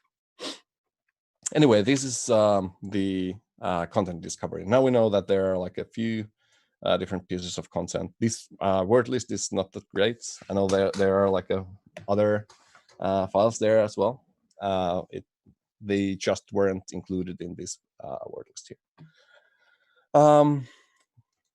Okay, so the content is basic content is covered. So then the next example would be how to brute force a password. So you have a login form, which my demo environment unfortunately does not have the UI, the actual HTML for the login form, but it does the backend processing. So you're able to see how to actually do the brute forcing, even though you're not able to see the form. Forgive me, I have been lazy. So brute forcing the passwords. The password, the endpoint that we're trying to attack here is, so we're going to send post requests to ffuf.io.fi -php, and we are going to send. It has two form variables, which are username is something, and password is something else. So this is basically the request we're going to send. So just to show you what the request does, I used the curl here. So we sent the request to login.php and got a response, something, and status errored. So there's history why it's errored, but yeah, not.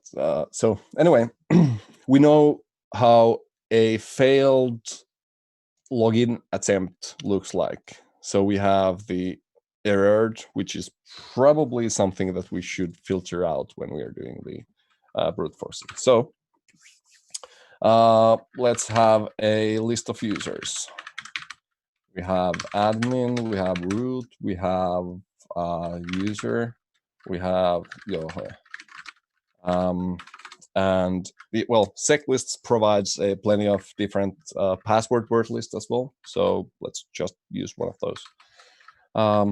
And for the actual ffuf command for the password brute forcing in like a form would be ffuf colorized output post as HTTP request verb.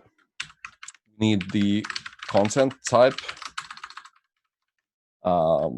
application XW form URL encoded. This is because many of the form handlers actually skip the content if this is not defined correctly. And for the post data, we use username is user and password is pass. The user and pass here, the uppercase words are going to act as the keywords for the payload input, basically, like input variables there. And we are going to target our login form, which is at https ffuf.io.fi login.php, and we want to filter out the responses that contain errored. So we add a regex filter that filter us the errored there. Verbose output, and let's see. Error happens. So the error here is, okay, I forgot to find the word lists. So word list first. The first word list would be the users, and by using I can separate the word list from the keyword here, like user, and the second one would be the password word list. Sec lists password words. Let's see. Okay, dark web. Let's go with 1,000. It will generate like a 4,000. Okay, let's go with 10,000 one. Yeah, that should not apparently. Okay, so fuzz defined but not found in headers. Okay, I forgot to define the keyword, which would be pass here. So there we go. Okay, so we found our login credential. It was apparently in the very beginning of the password file. There's no reason to go for the full run there. We found it. It's please do not hack me. It's like I used it in multiple places. So that was the basic like form post form brute forcing thing there. So how about the how about brute forcing HTTP basic authentication? So we can do this. Same thing basically than we did in the last command. We have the word lists here. We have the password word list. We have the user name word list. We don't want to filter with errored. The actual endpoint would be, I think it was the here. Yeah. So there we have a basic authentication, which of course returns 401 if the login is unsuccessful or the credentials, it doesn't have the authorization header. So secure, which is the URL we want to break into. We are not going to do post data because that's not how that works. We don't need to set this one. We don't need to set this one. So instead, to inject the username and password combination, we can actually do it here. So user pass at the whatever URL you're targeting, and that should be it. And now, because we didn't set up the correct filtering, we are receiving all the responses. So we want to filter out the 401 responses. And there we have it. Like as I told you, I really use this password everywhere. So yeah. Basic authentication. So other stuff that I briefly talked about was virtual host discovery. So a web server is running multiple sites, and we want to figure out the host names of the sites that basically get served by the same server, but with basically different content. So what we can do is targeting the same server, but fuzzing the host header there. So a common thing that we could do here would be ffuf, polarized output, word list, sec lists, discovery, DNS. There are multiple word lists with different subdomains here as well. So use peers host list. And URL is again our ffuf.io.fi. But let's see, we want to fuzz the header, so we add the uppercase H. Host is fuzz.ffuf.io.fi. We're searching for subdomains for ffuf.io.fi. And yeah. Okay, so we're getting a ton of responses. Everything is basically responding with 200 because the default vhost takes over. And here we could, for example, we could filter with the size. So we see every response comes with size 16. Filter size 16. Now it looks better, but not good enough. So what is wrong with my demo?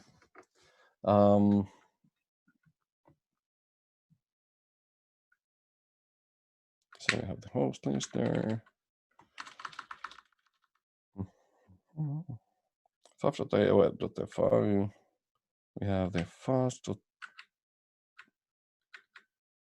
I don't know. No, it can't be this. No.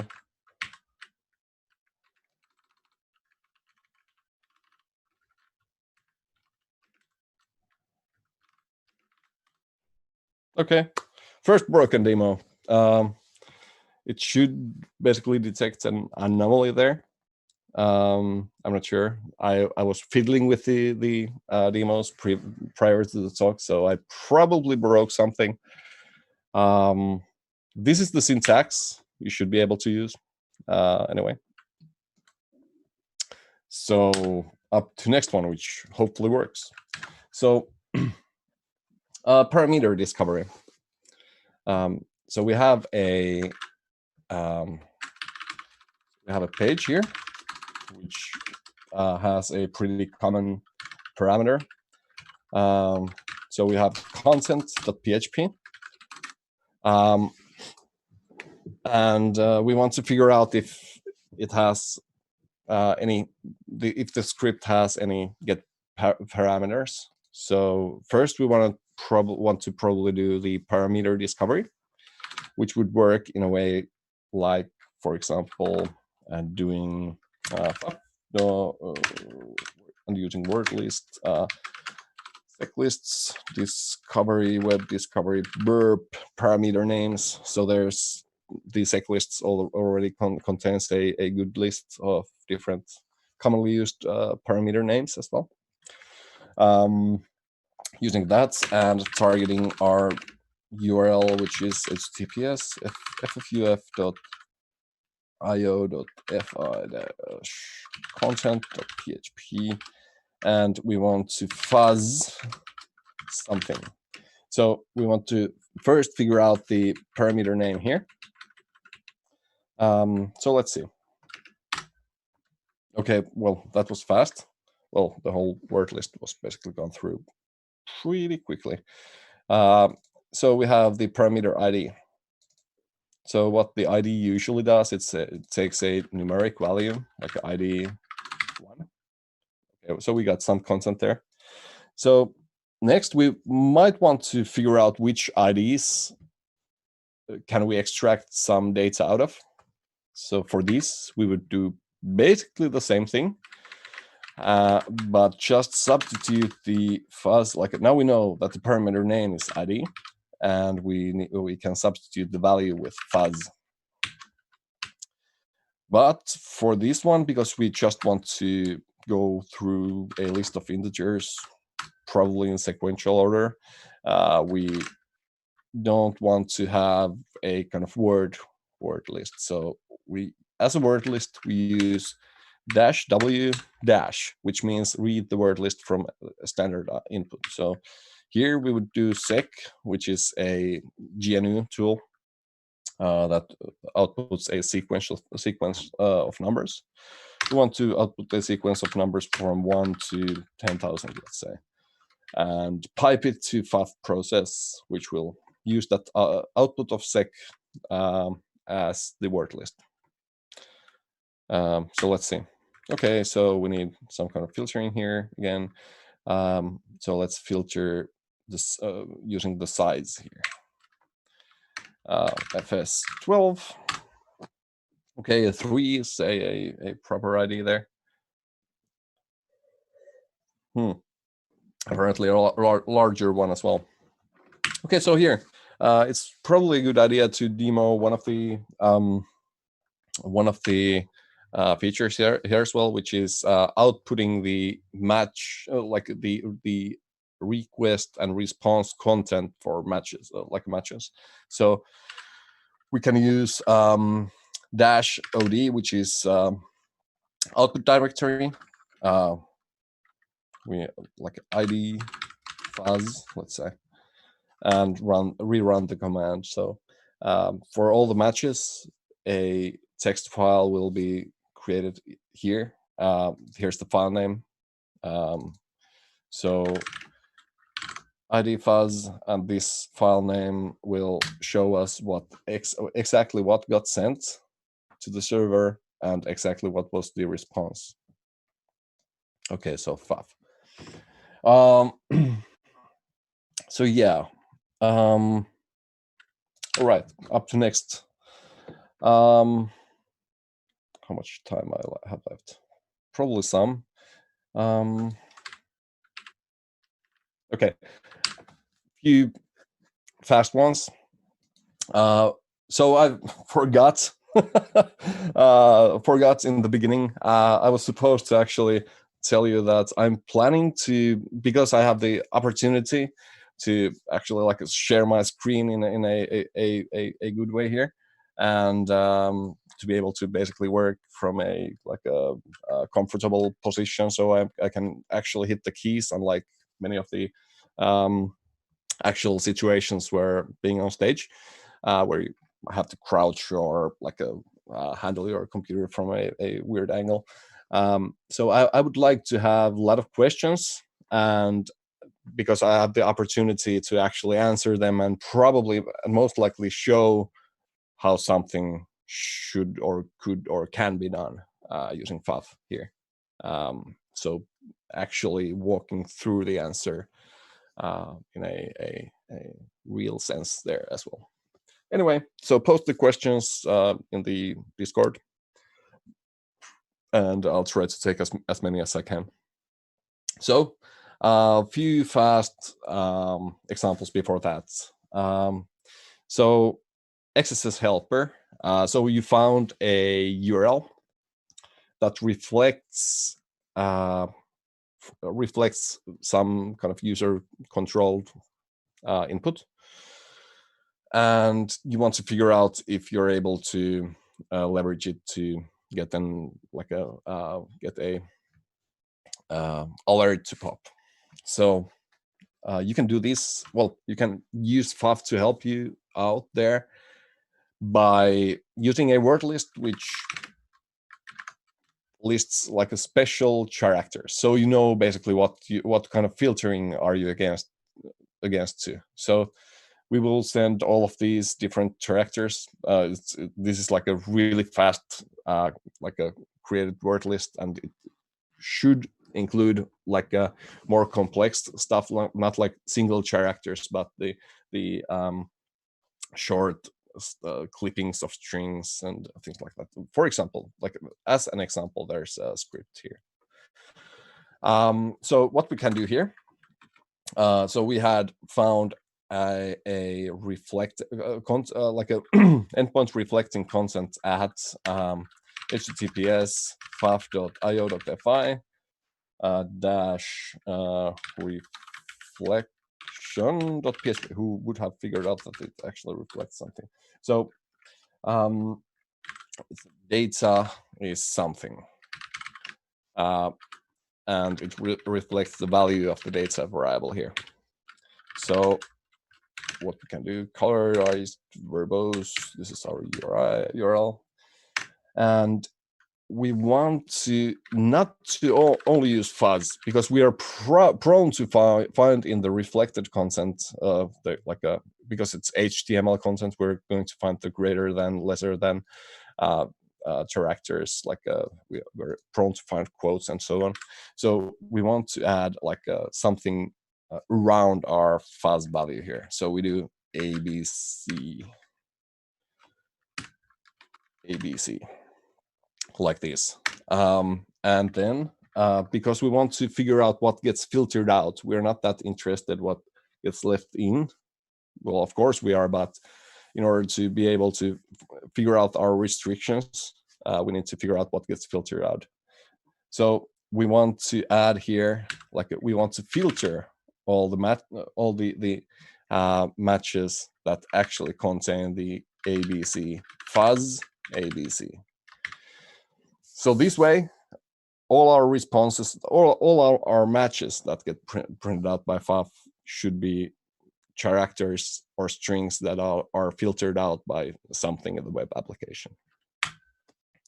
And we have an error. And the error is not obvious to me. let's see. It's a good tool, but I cannot use it. Okay, W flag is required. So we're missing the word list. Oh, chars there. Okay, so the word list was pretty small, and it was run in a flicker of eye, whatever.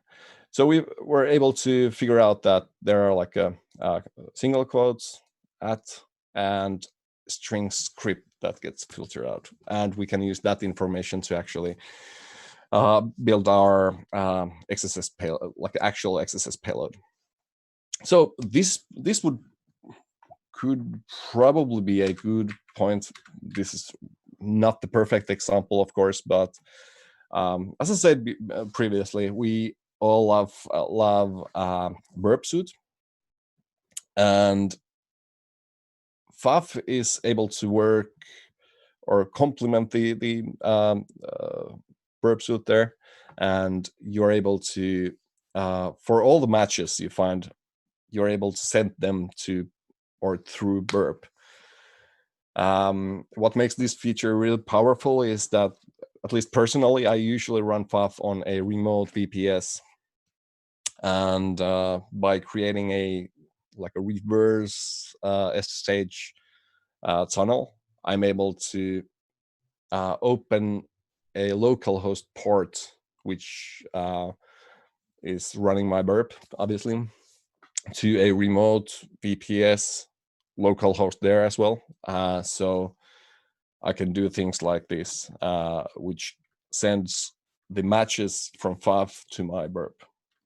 So we use a command line flag replay proxy. Replay-proxy. Okay. And it's our burp running in port 8080, which is here. And when we run this, we should see our matches here in the HTTP history. So that was it, and surely enough, there's our stuff. So from here on, we can send it to repeater, start working with this like manually.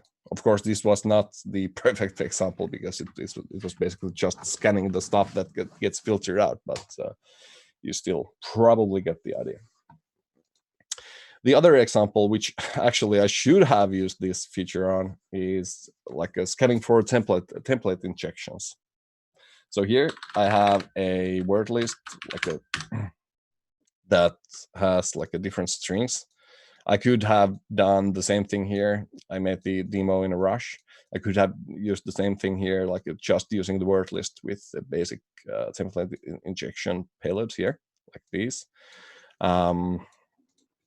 But anyway, what's important in this demo is that all of the inputs, all the payloads are like calculations that result into same output number, basically, which is 42 in this case.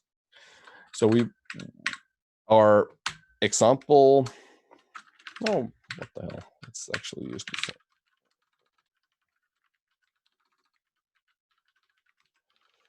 So we will use our template injection playlist here, word list here, and we don't want to do that, but instead we actually want to match a regex where the output will be ABC42 ABC, and our demo for the template injection is in the same PHP file, but at different get parameter here. So in the common case, you would have like a bunch of, you would have a additional word list for all the URL paths that actually have the have some kind of parameter, and you would be blasting through all of the found get parameters from the web application with these kind of tests. but for the clarity of the example, it's just one here. Okay, so we actually found one. So it's a kind of your classic Jinja template injection here. And now we can see the stuff in burp as well, because I sent it there. So if we add it to repeater, we can see that surely enough, it responded with the result of the calculation within the template injection. And then you can start developing your actual payloads from here. Anyway, that's I'm probably going over time, especially if I want to answer questions. There's a bunch of more examples going through different features of ffuf, and you will be able to see those. So all the different demo content is here in the slides. There's a ton, and there will be, and you will be able to find the slides from this URL, ffuf.io.fi/HelSec. And yeah, here are the URLs. Anyway, thanks. Thank you very much, Joona. This was a really good presentation, and we will have a few questions from the chat. There was a lot of them, fucking lot of them. So you have to answer them afterwards, after this stream ends from your part. But I will go through a few of them. The first and the most important one: what beer are you drinking? Oh, it's a bulk IPA. I have there a NE IPA brewed myself, and currently in the fermenter there's a double IPA, and I'm going to brew a new batch in the upcoming weekend. Sounds really good. What payloads would you recommend for web fuzzing? Any lists you are using or could recommend?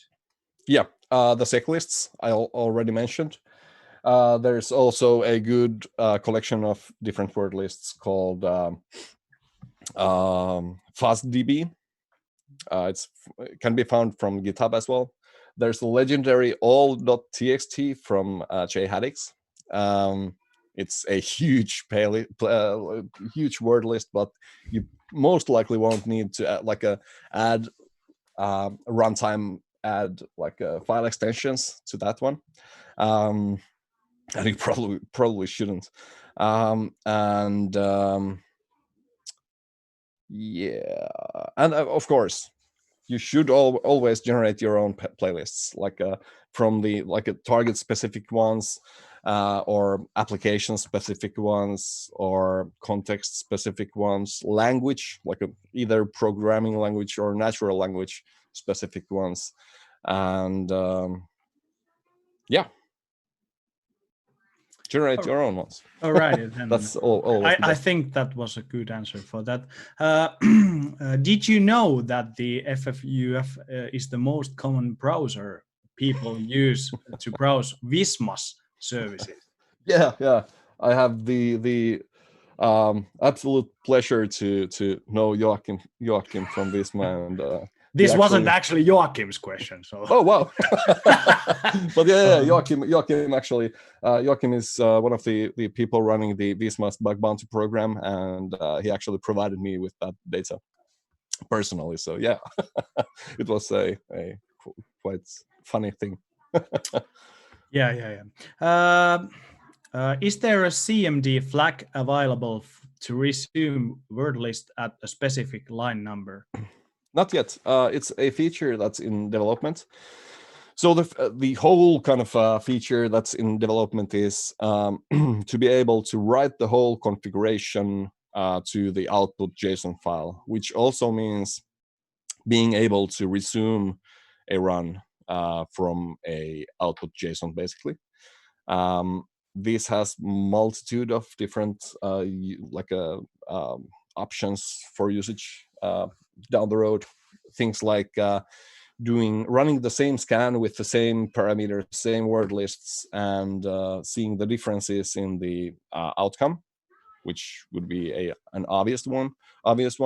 Other one would be exactly that, pausing the execution and storing the state information within the output JSON file, which would be like a word list position basically. And that way you could resume that run. Other stuff would be doing the exact same command with an additional filter, additional matcher, whatever, like a additional command line parameter, whatever. But yeah, not available at the moment, but in the works. Alrighty. Does ffuf support fuzzing generators like Radamsa, which could create new inputs during runtime from the base word lists? So I actually had the slides have slides for this question. Yeah. So what the fuzz? This is not fuzzing. This is just brute forcing. Bringing the fuzzer, and here's the fuzzer. It uses Radamsa as an example here. It has a different slide for pre-generating the mutations, and yeah. Oh, one of the things I actually didn't go through was using an actual raw HTTP request. Sorry, I'm rambling. Next. All right, but there was actually questions related to this one as well, but I'm not going through them. One of the most important questions is ffuf.io.fi available to play with? Oh yeah, sure. It has a few static files. There's nothing dynamic, but sure. Alrighty then. And the last but not the least question, pystyykö vetää? Kyllä pystyy. Yeah, this was question from Komblini Kuberg. So okay. Yeah. But yeah. Thank you very much, Joona, for your presentation. It was really good. There is a lot of more questions on the Discord. So if you could please go and answer them, it would be valuable for our viewers. But next one is going to be the Hollywood hacker, Laura. Yeah. The Laura. Oh my God. Yeah. So a few minute break and we will continue with Laura. Yeah. Thanks.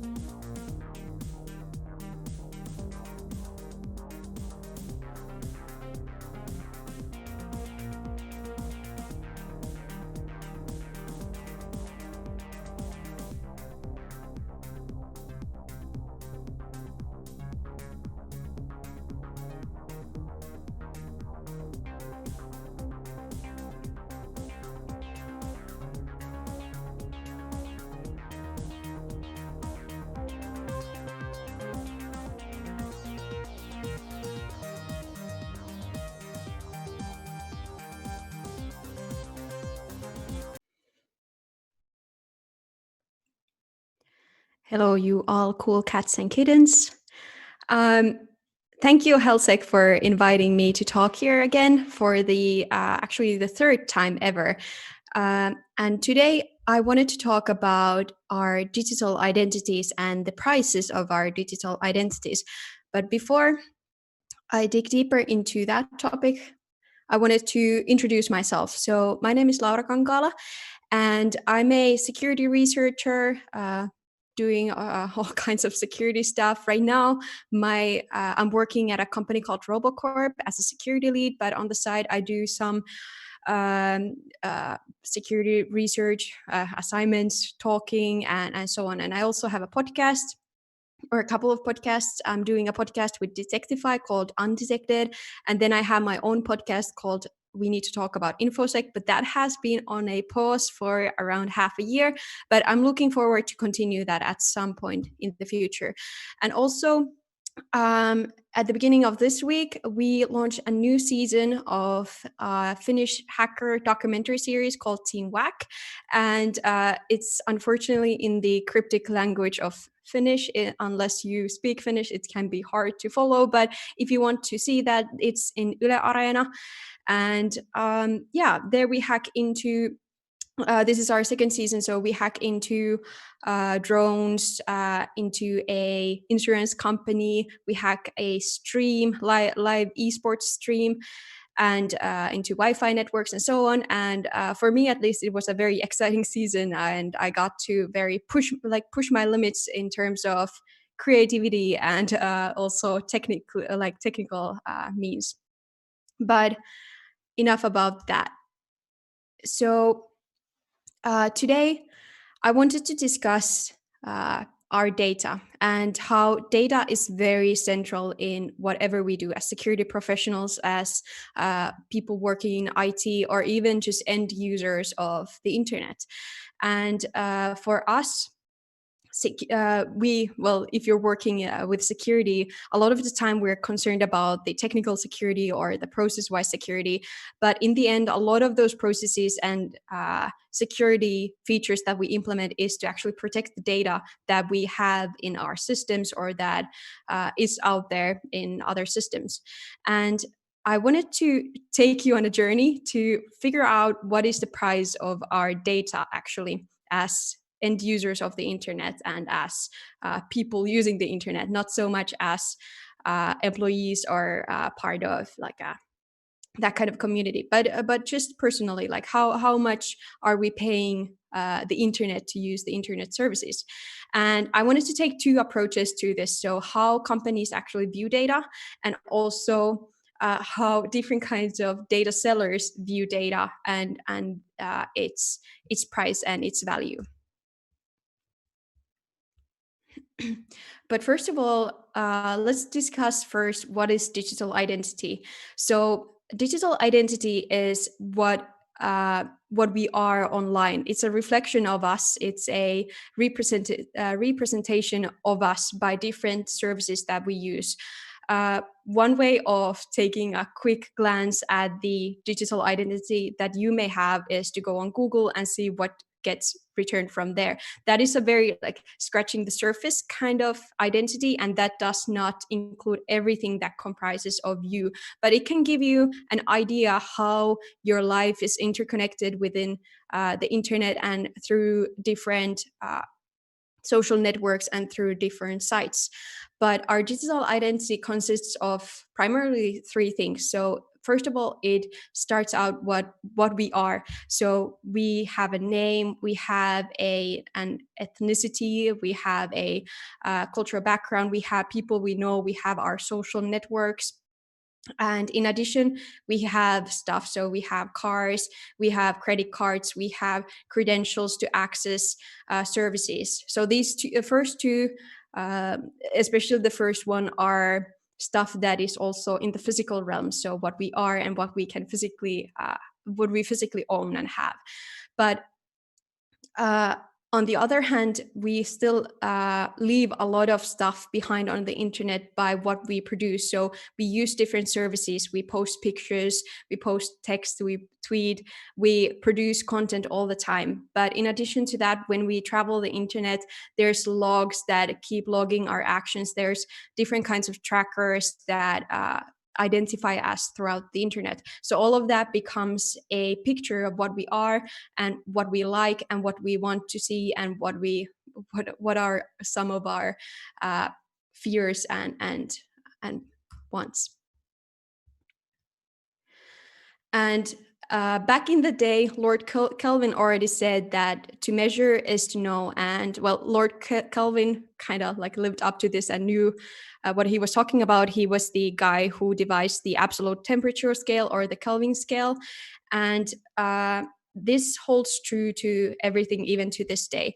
And it's not a new phenomenon that we want to measure things such as our lives and the stuff that we use, and companies and governments want to collect data on us. Even back in ancient civilizations such as the Chinese or Egyptians wanted to collect data and make censuses of the civilizations and figure out, for example, how many people they were ruling and what kind of people they were and what kind of social structures there were.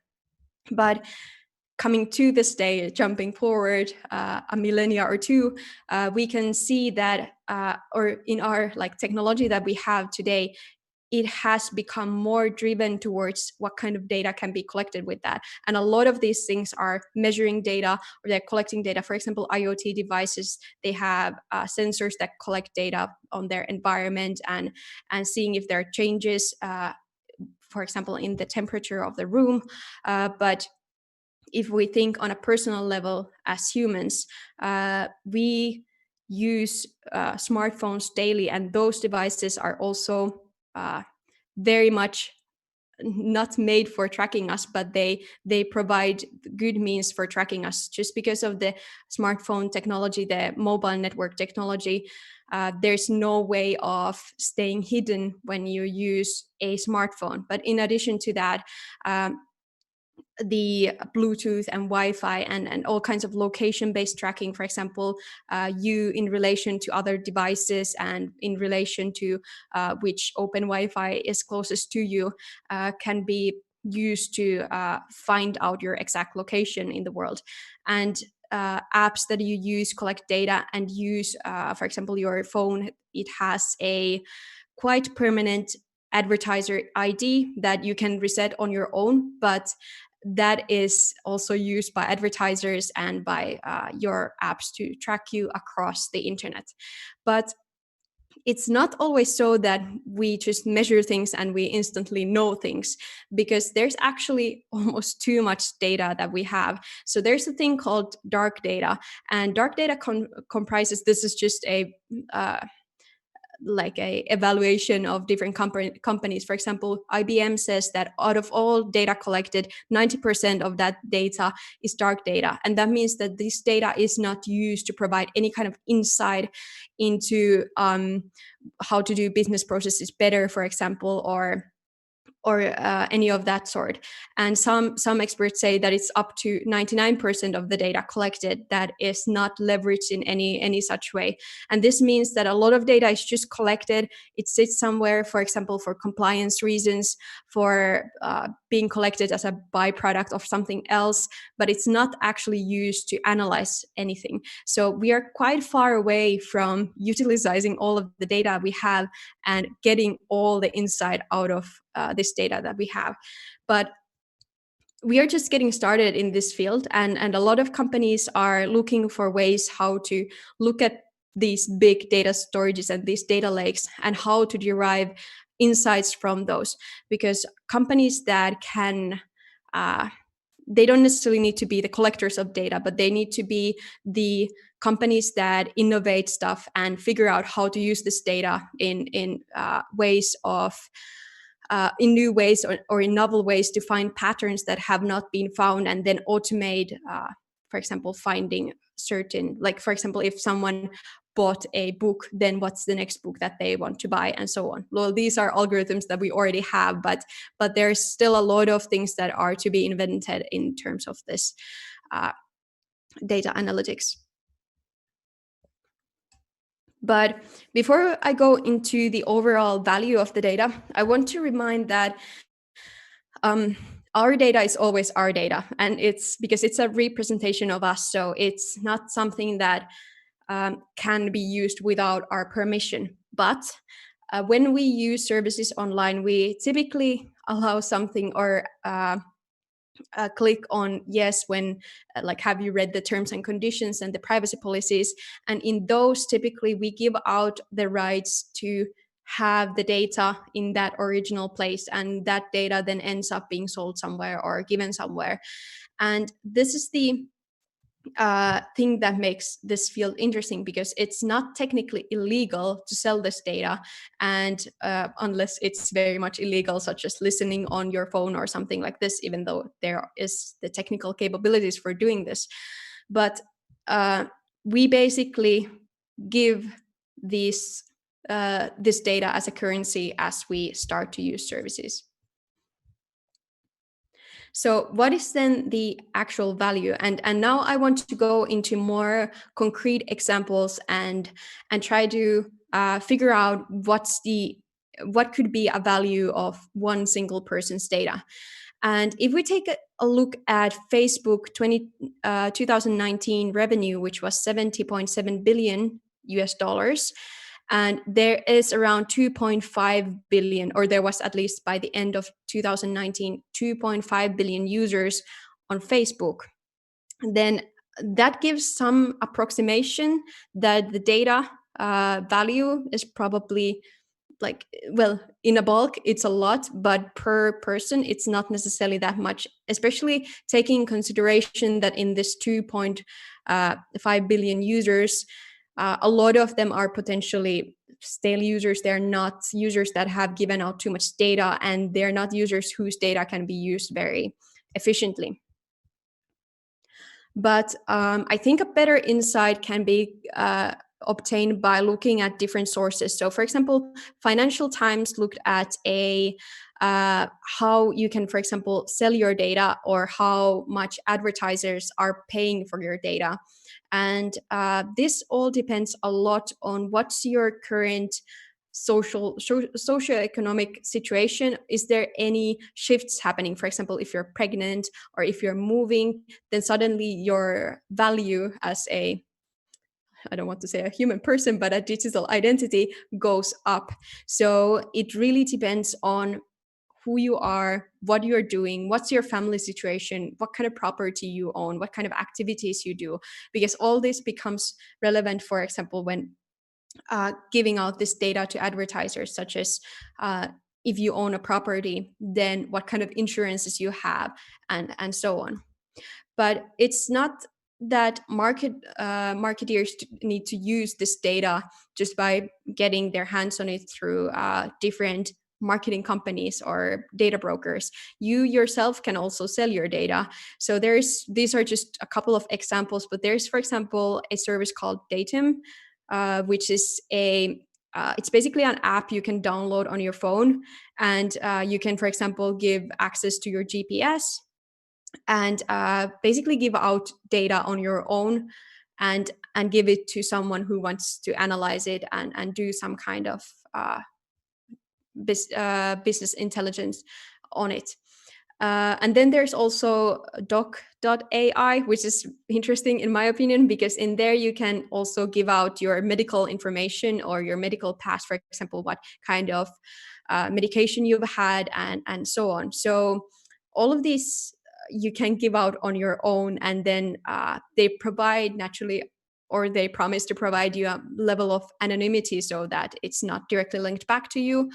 But through these, you can probably get like 1 cent or even less than that, or like at least like a couple of cents is like an optimistic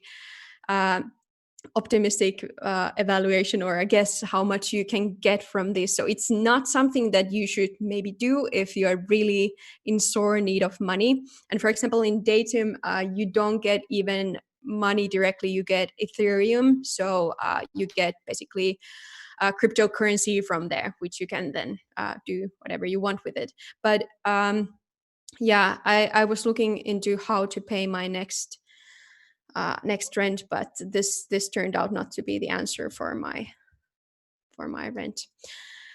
But all of this data by companies is collected, and the reason why they want to get this data is that they want to provide targeted ads for us, and they want to provide content just for us, so that when we go into let's say a social media platform, if it provided just content that we are not interested in, or ideas or opinions that were highly contradicting with what we believe in, then we would not go there. But they also want to take it a step further and aggregate those opinions so that you would stay hooked in these services.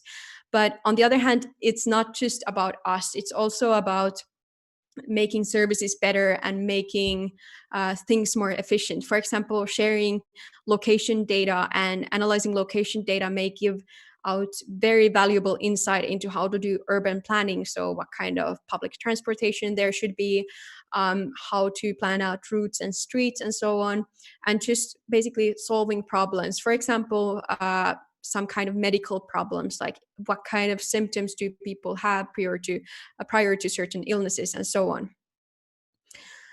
And I think Twitter's co-founder Ev Williams put it very nicely, but he said that internet is a giant machine designed to give people what they want.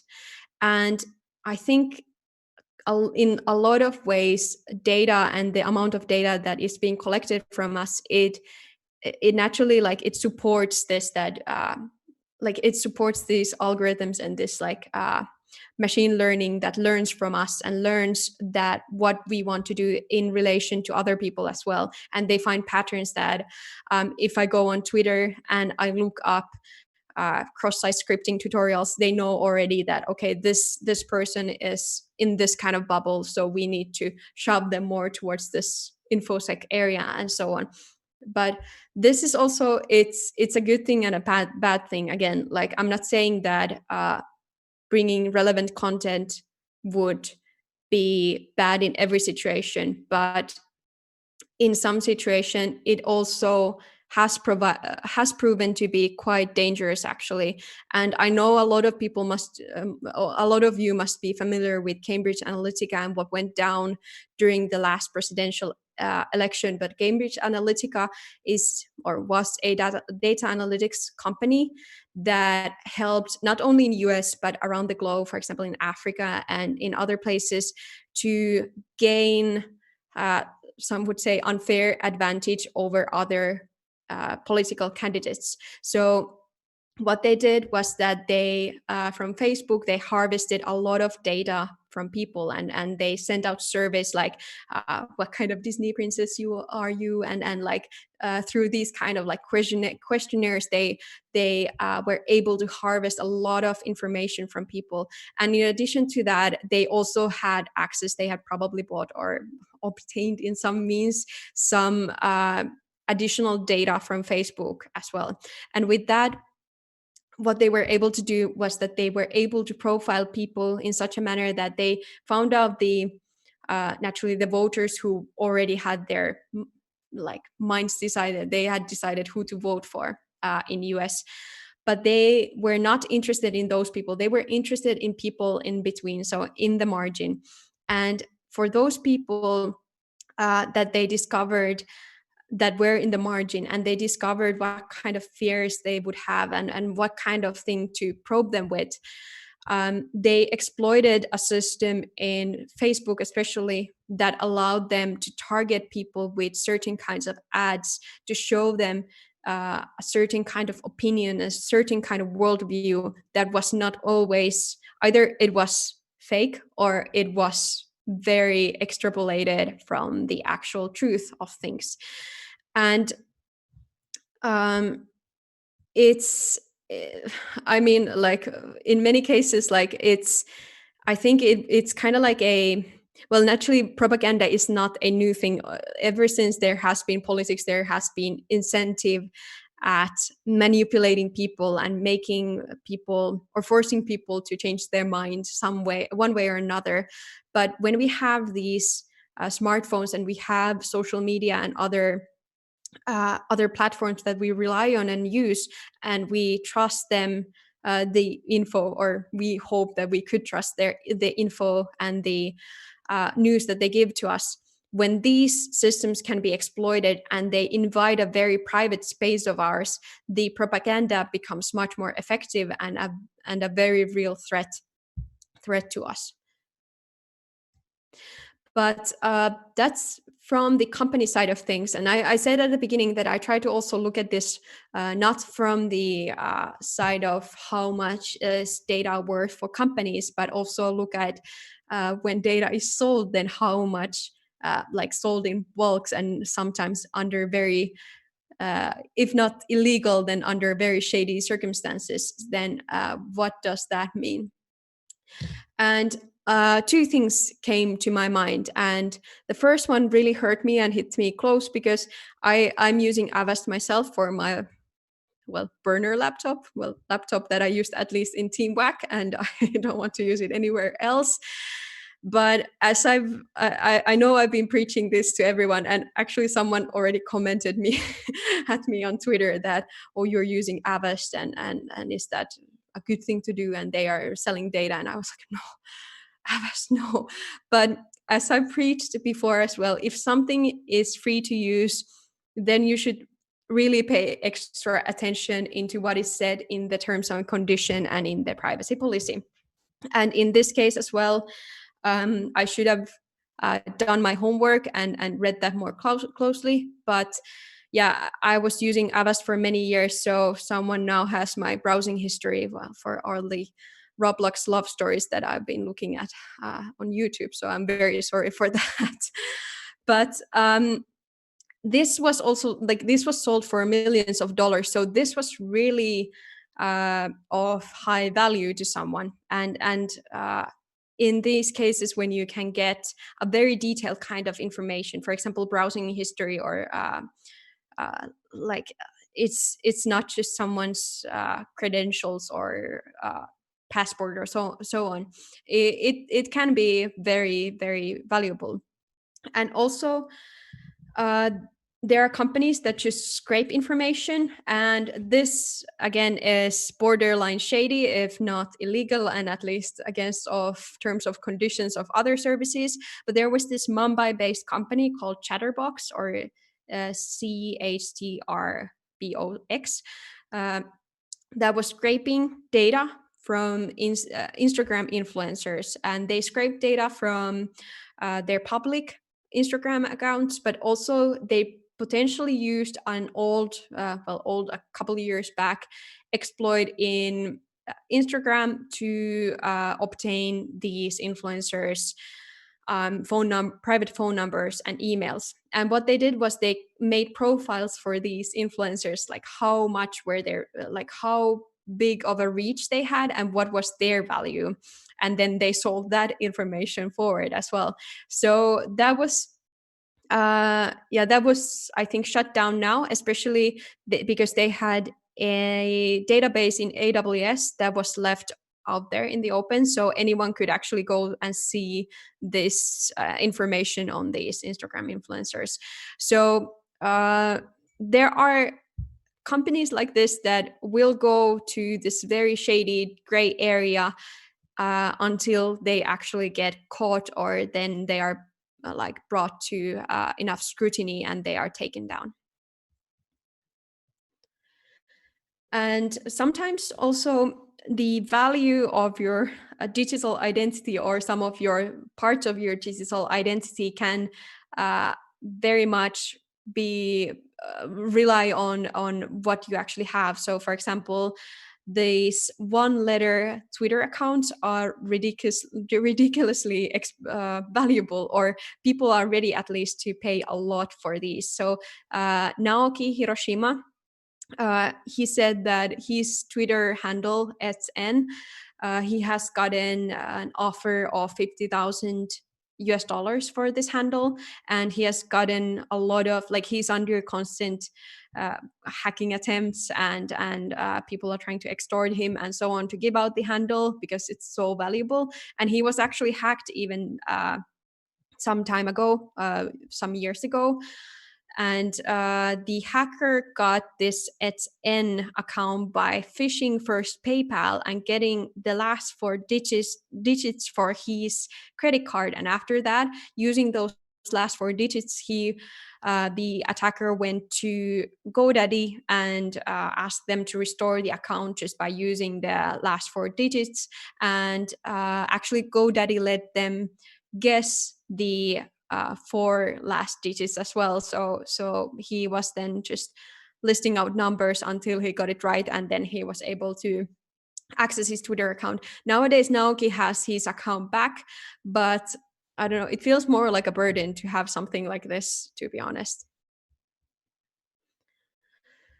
But in terms of us normal people, so the things that are most valuable, or that are at least most in danger of being sold online, are definitely credit cards, any kind of identity number or passports, our credentials to different services, phone number, and home address.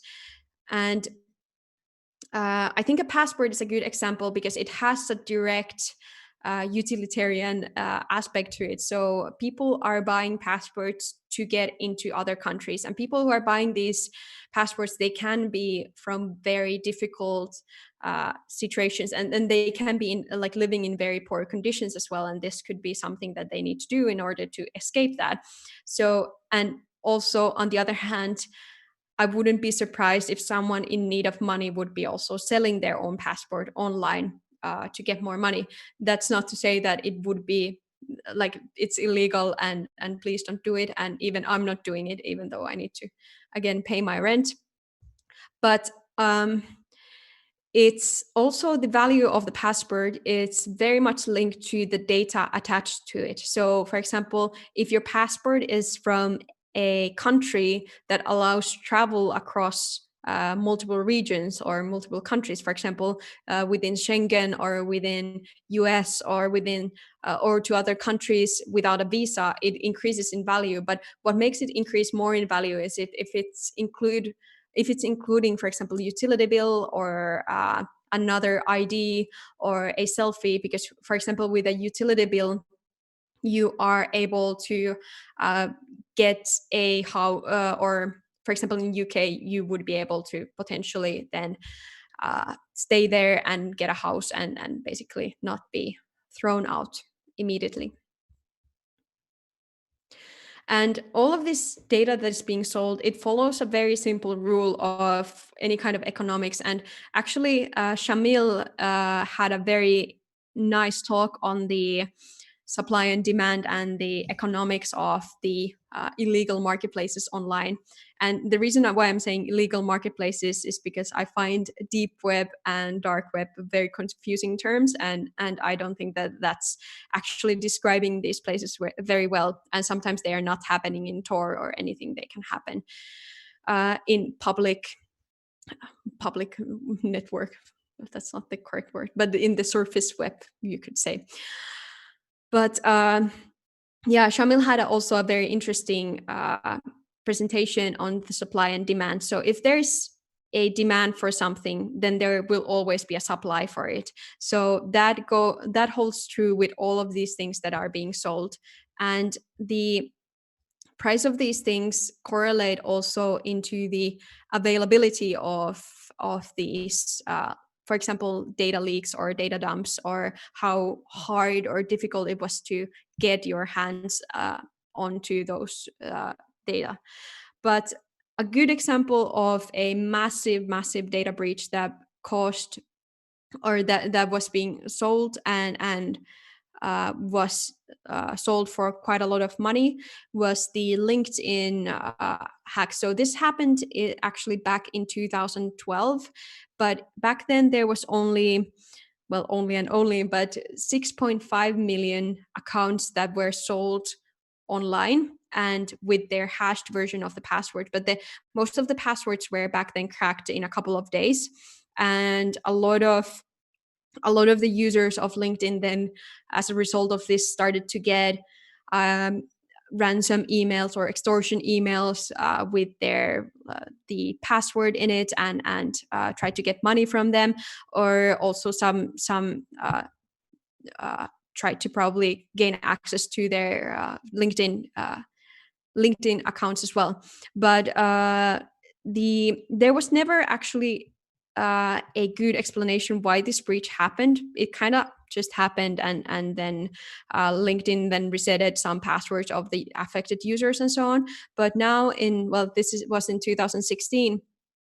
This same breach emerged again in some Russian forums, and it was again sold for $117 million.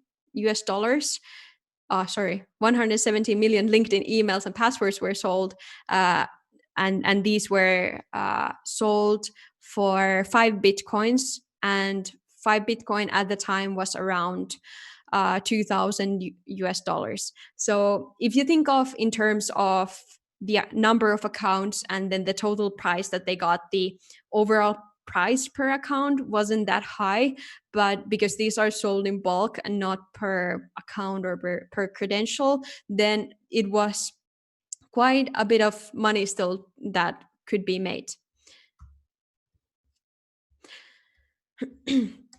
And going back to this, and the reason why people are selling this and willing to buy this with for 5 Bitcoins is that there is a good way of leveraging these for additional attacks, or as I said, the ransom attacks and so on. So there is the supply and demand rule applies here as well. And then more recent one was a website called hooker.nl, and by the name of it you can probably guess what website it was, and probably by the picture here. It was in Netherlands, this website for prostitutes and for customers of the prostitutes. So there was a vulnerability in software called vBulletin, and it was an RC remote code execution vulnerability in that software. It wasn't necessarily new vulnerability or unknown vulnerability. It had been sold in Zerodium, for example, for quite some years before it, for one reason or another, emerged in public GitHub, and it started to get more popularity. And then it was super easy to fingerprint, and it was super easy to just go on Shodan and mass exploit it. So a lot of different kind of forums and websites that were using vBulletin got hacked at that time. But the reason why I put this hooker.nl here is that it's kind of comparable to what happened with Ashley Madison back in the day. So with Ashley Madison, it's a website for people who are married or in a relationship to seek out relationships with someone who you are not currently with. So that website got hacked, and it had a similar effect to this. I think that once you are associated with a website like this, it's not just your email address or password leaking somewhere, it's the your association with this website. So there's the secondary benefit for attackers to take this information and leverage against the victims to extort them, ask them for money, and then get even more profit out of this. But this hooker.nl, unlike the LinkedIn breach, this was sold for around 2 to 3 euros. So it was super cheap, but it could be also because the vBulletin exploit was relatively easy, and I think a lot of hackers and people were able to obtain get their hands into this data set before it was taken down or fixed. So after contemplating all of these two sides of things, I have come to the conclusion that the average price of our digital identity is around 40 cents. And this is taking into account that you use some kind of social media account, and probably at some point you are in a situation where you move or you get children or so on. So I think this is kind of like a good estimation of what we are, or what's our value online right now. So it doesn't sound like too bad of a price, to be honest, like if we think of all the things that we get in return. But what's actually the things that we are then signing up for? And I think we are kind of like losing ourselves, and we are becoming these just like a reflection of ourselves online, with these companies and organizations and even governments being able to do whatever they want with the data and the digital identities that they have on us. And we are moving towards this pseudo anonymity even more and more. And with pseudo anonymity, I mean that we are given control over our data, which means that companies are giving us options how to hide our embarrassing pictures from our parents, or they're allowing us to see what kind of decisions are being made based on our data. And you can download, for example, data dumps from Facebook and Google and so on.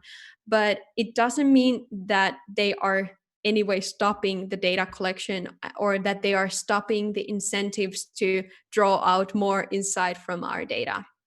And when our normal life becomes very tangled with our life online, it becomes easy to also monitor us, to see where we are going and see what we are up to, what we want to see, who we are hanging out with, what kind of social circles we have. So it becomes more easy to also moderate our behavior. It becomes more easier also when people are in these big forums to just block out certain opinions. And the danger to this is that, like, I know that Finland, for example, is not we don't have a social credit system here, and a lot of you might be thinking that, okay, this is just like overthinking, and that this doesn't concern us. But these things happen quite stealthily in the dictatorships around the world, where different kinds of citizenship obedience programs are in use, or different kinds of social credit systems are in use. These changes didn't happen overnight. So we need to be very careful when we allow new types of access into our lives. So let's, for example, look at our current emergency situation. For example, if we let companies and governments access our location and see where we are constantly for the sake of tracking where the COVID-19 is currently going on and where it's running rampant, I understand that's a good effort in terms of human health and in terms of protecting those who are at risk. And I'm not saying that that's a bad initiative, but we need to be very woke about this, and we need to be ready, and we need to demand for ways of restoring the old order, to restore democracy and restore these systems that, or remove these systems from our lives that were not there when we started out. And that is the thing that it's hard to sometimes know what these controls are that are being sneaked into our lives. And sometimes when we realize them, it may already be too late. But at the same time, I'm not saying that we should now just stop using the internet. We should stop using Google, and we should stop using all of these services. I'm saying this so that in the future we can do things better and we can look at things more critically. And also, with this 40 cents, we are getting a hyper optimized experience of everything. And again, in case of that working well, then it all works well and dandy. But as I already mentioned before, and there have been already examples of that happening, that when things become too optimized and when we are served just the content that we want to see and that enforce our worldviews, we become more our viewpoints of the world become more aggregated, and there's a danger of creating even more divide than before between us if it's not put under a really tight scrutiny into what kind of machine learning algorithms are actually serving this content, and how can we, instead of creating divides, we can create new kinds of opinions. But it's a difficult topic, and for how to create a perfect system that would serve all of our purposes, it's probably very utopian to think of that, but it's just good to understand that these powers are at play behind the curtains. But I don't believe that this needs to be so, and I believe there's things that we can do as security professionals or as IT professionals, and some of them are technical controls. So first of all, we can start out by making software secure so that it doesn't, I don't want to say unhackable, because that's not, no software is unhackable, but at least make it hard to hack and create it so that it has security built in it. And then it's also good to protect assets. So for example, that your AWS databases are not out there open so that everyone can go see Instagram influencers' phone numbers and email addresses, but also not externally, but internally as well. So not everyone at your company probably needs to read customer data or gain access to that. And one thing that I think is one of the best systems that we have invented for security is encryption. So I'm not saying that encryption is easy always to apply and maintain and make it secure, and it has its own vulnerabilities, but everything should be encrypted at the same time. And this is now coming from a person who is right now reviewing different kinds of encryption models and or architectures and determining how to make them secure. But our computers are efficient enough to handle encryption at rest and in traffic, and we have new ways of, for example, there's no reason to have any website or any HTTP connection unencrypted thanks to, for example, Let's Encrypt and so on. So it's really something that we need to keep employing and keep taking advantage of. But not everything has a technical fix. So we really, when it comes to these privacy issues, a lot of the times regulation is at least a patch to some of these issues. And we need to be the lobbyist also for these changes. And in order to be these lobbyists, we need to create more awareness and education around these topics. And I think us as like a security scene and as a community of security people, there's a lot of things happening all the time. There's new research coming up, someone hacked something cool, and new ideas coming in and stuff. So it's sometimes hard to get this information out of this bubble of ours because there's just so much going on, which is a good thing. But we need to be more open, and we need to be more articulate about these issues to people who are not necessarily working with computers, are not working with security, because those are the people that don't necessarily understand how these systems operate and how this data is collected and what's actually the things that they are signing up for when they use the internet. And we can be the translators between this computer world or this world of ATK and then the world of the rest of the world.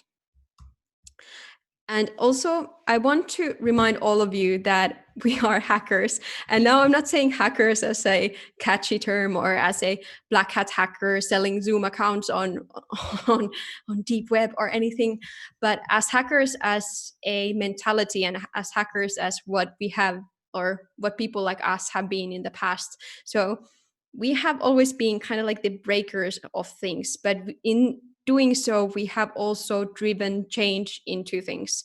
And hackers also in the history have been highly known as the advocates of privacy online and how to keep data to ourselves and keep control of our data. So I think we need to remember that and very like live up to that and be the pathfinders and show people that it doesn't have to be so that if something works the way it works now, if it's a process or a system, if it's marketing or if it's data analytics, even if it works now and it has worked this way in the past, it doesn't mean that it works right and it works ethically. That's it. Thank you. Thank you very much, Laura. Applause. So we have a lot of questions for you, like a lot of them. Some of them are about the Team WAC, but there is also some related to your presentation. So we will go through some of them because we don't have, of course, time to go like through all of them. So yes, it would be really nice if you can go back to the Discord and answer them after this one. Sure, absolutely. So the first question is about the Team WAC. Okay. Why do you always need to do these series in Finnish? I know, it's because it's with the taxpayers' money and everything. Yle doesn't. Yle needs to cater to Finnish population, but maybe someone can dub it. Yeah, there was actually some. The next question was about the dubs. Are there community subs for Team WAC? For the first season, I know that there was. That was already there, but about the second season. About the second season, there hasn't been anything decided yet. It's still quite. It was just released this week. I hope that there will be an opportunity to do a community sub for it, because I think it's also a nice way to collaborate with the community. But I hope that we can get that, and if not, then maybe we need to just ping Yle enough on Twitter or something and get that done. All right. Was that like a request for people here? It's a supply and demand. So. All right. Yeah. So this funny guy from Seinäjoki, this who drives a Tesla, by the way, asked that it's anonymous question, but he asked why does he never read the terms of service? He, Mr. J. Yeah. Why doesn't he? Should I know? That's a question for you. So. He has something better to do. He doesn't know how to read. That's likely the thing, because he wasn't able to join the Discord. I'm sorry, because he couldn't read the rules. So probably that's the reason.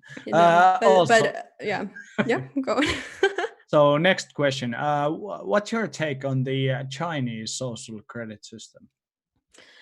I think it's an example of things taken too far and technology taken too far. And that's exactly the thing that we don't want to happen here in Finland, first of all, and in Europe or in basically anywhere else in the world.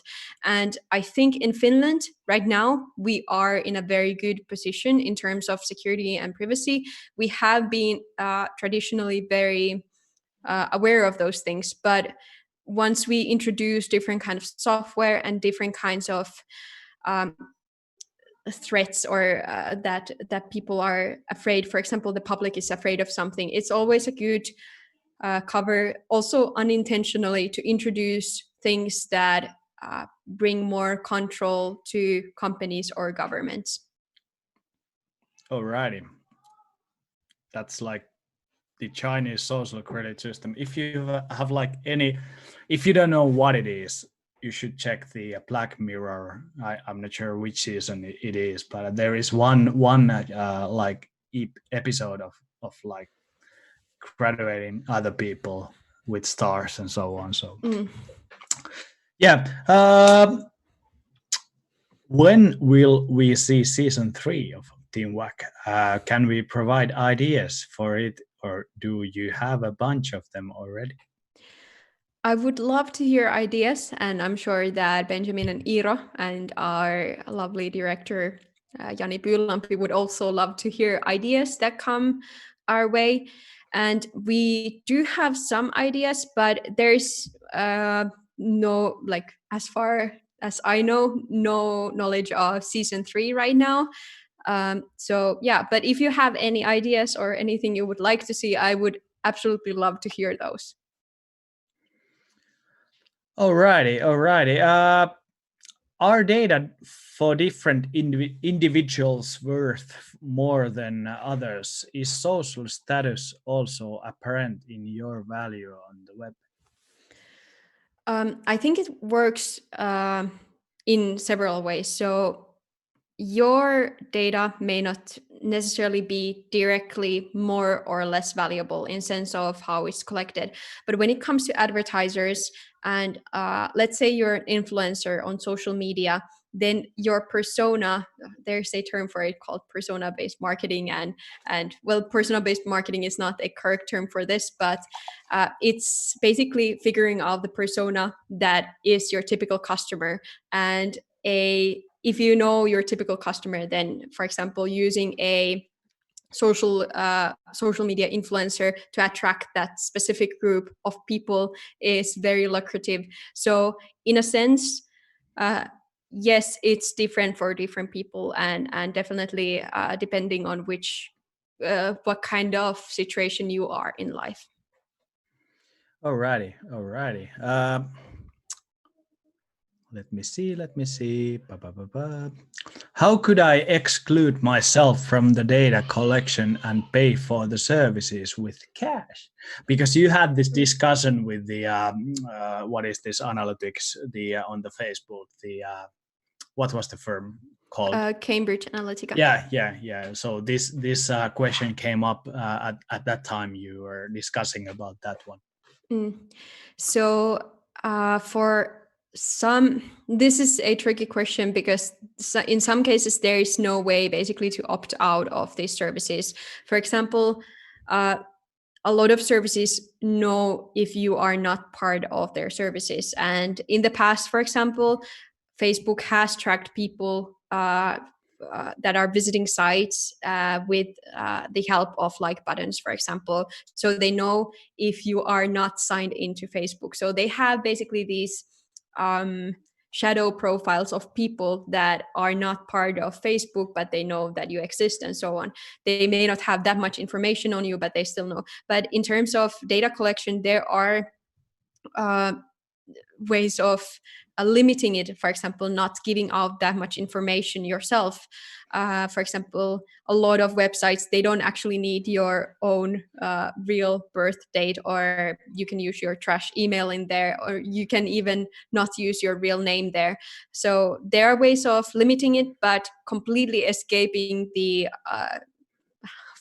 grasp of all these data collectors is virtually impossible, I would say. Yeah.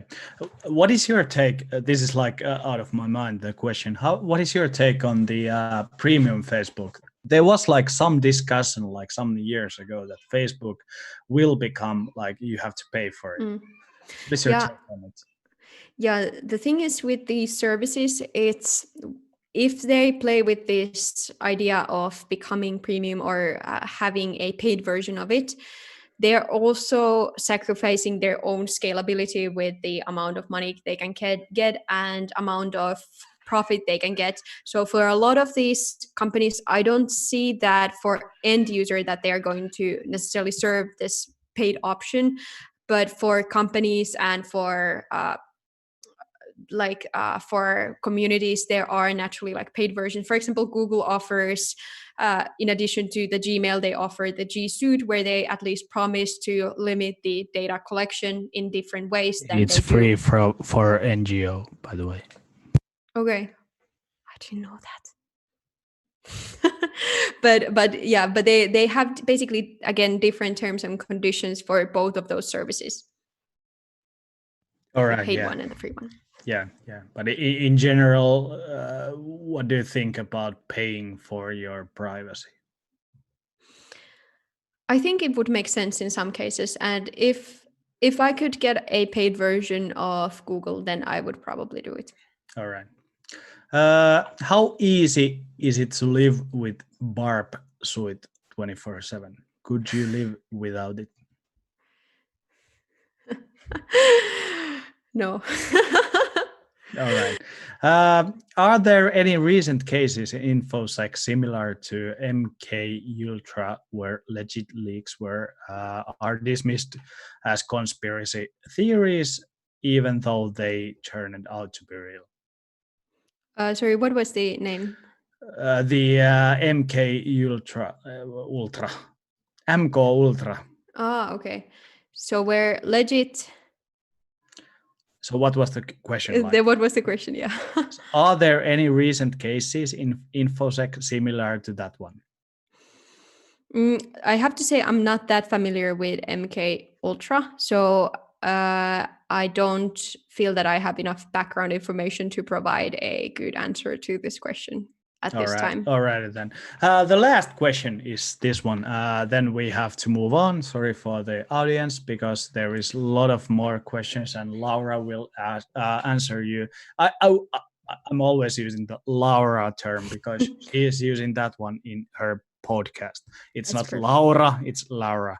So she will answer them in the Discord. But there is this question. Do you have a link for the Roblox love stories for research, of course? Just go onto YouTube and search for sad Roblox love stories. You won't be bored, I promise you. All right, then. Thank you very much, Laura. And the next one, the last one, but not the least one, will be Magnus. And we will be back to you in a few minutes.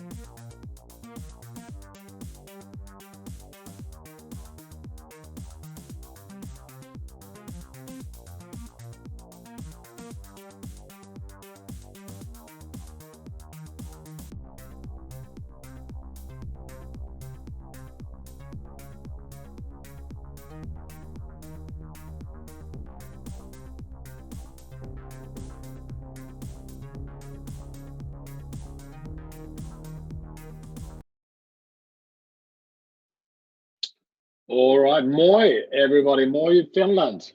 Magnus Lundgren here from Recorded Future Sweden. Great to get an opportunity to have a talk in your HelSec event here, digital. Next time I hope to be able to make it physical, if it's going to be physical next time. Yeah, we are all vulnerable. A tale of two databases, a Panda and someone who was listening. What can that mean? Yeah, just before I go deep dive into the presentation, I just talk very briefly about Recorded Future. So it's a little bit of, so you understand the background to where we get this data from this research I'm going to present here.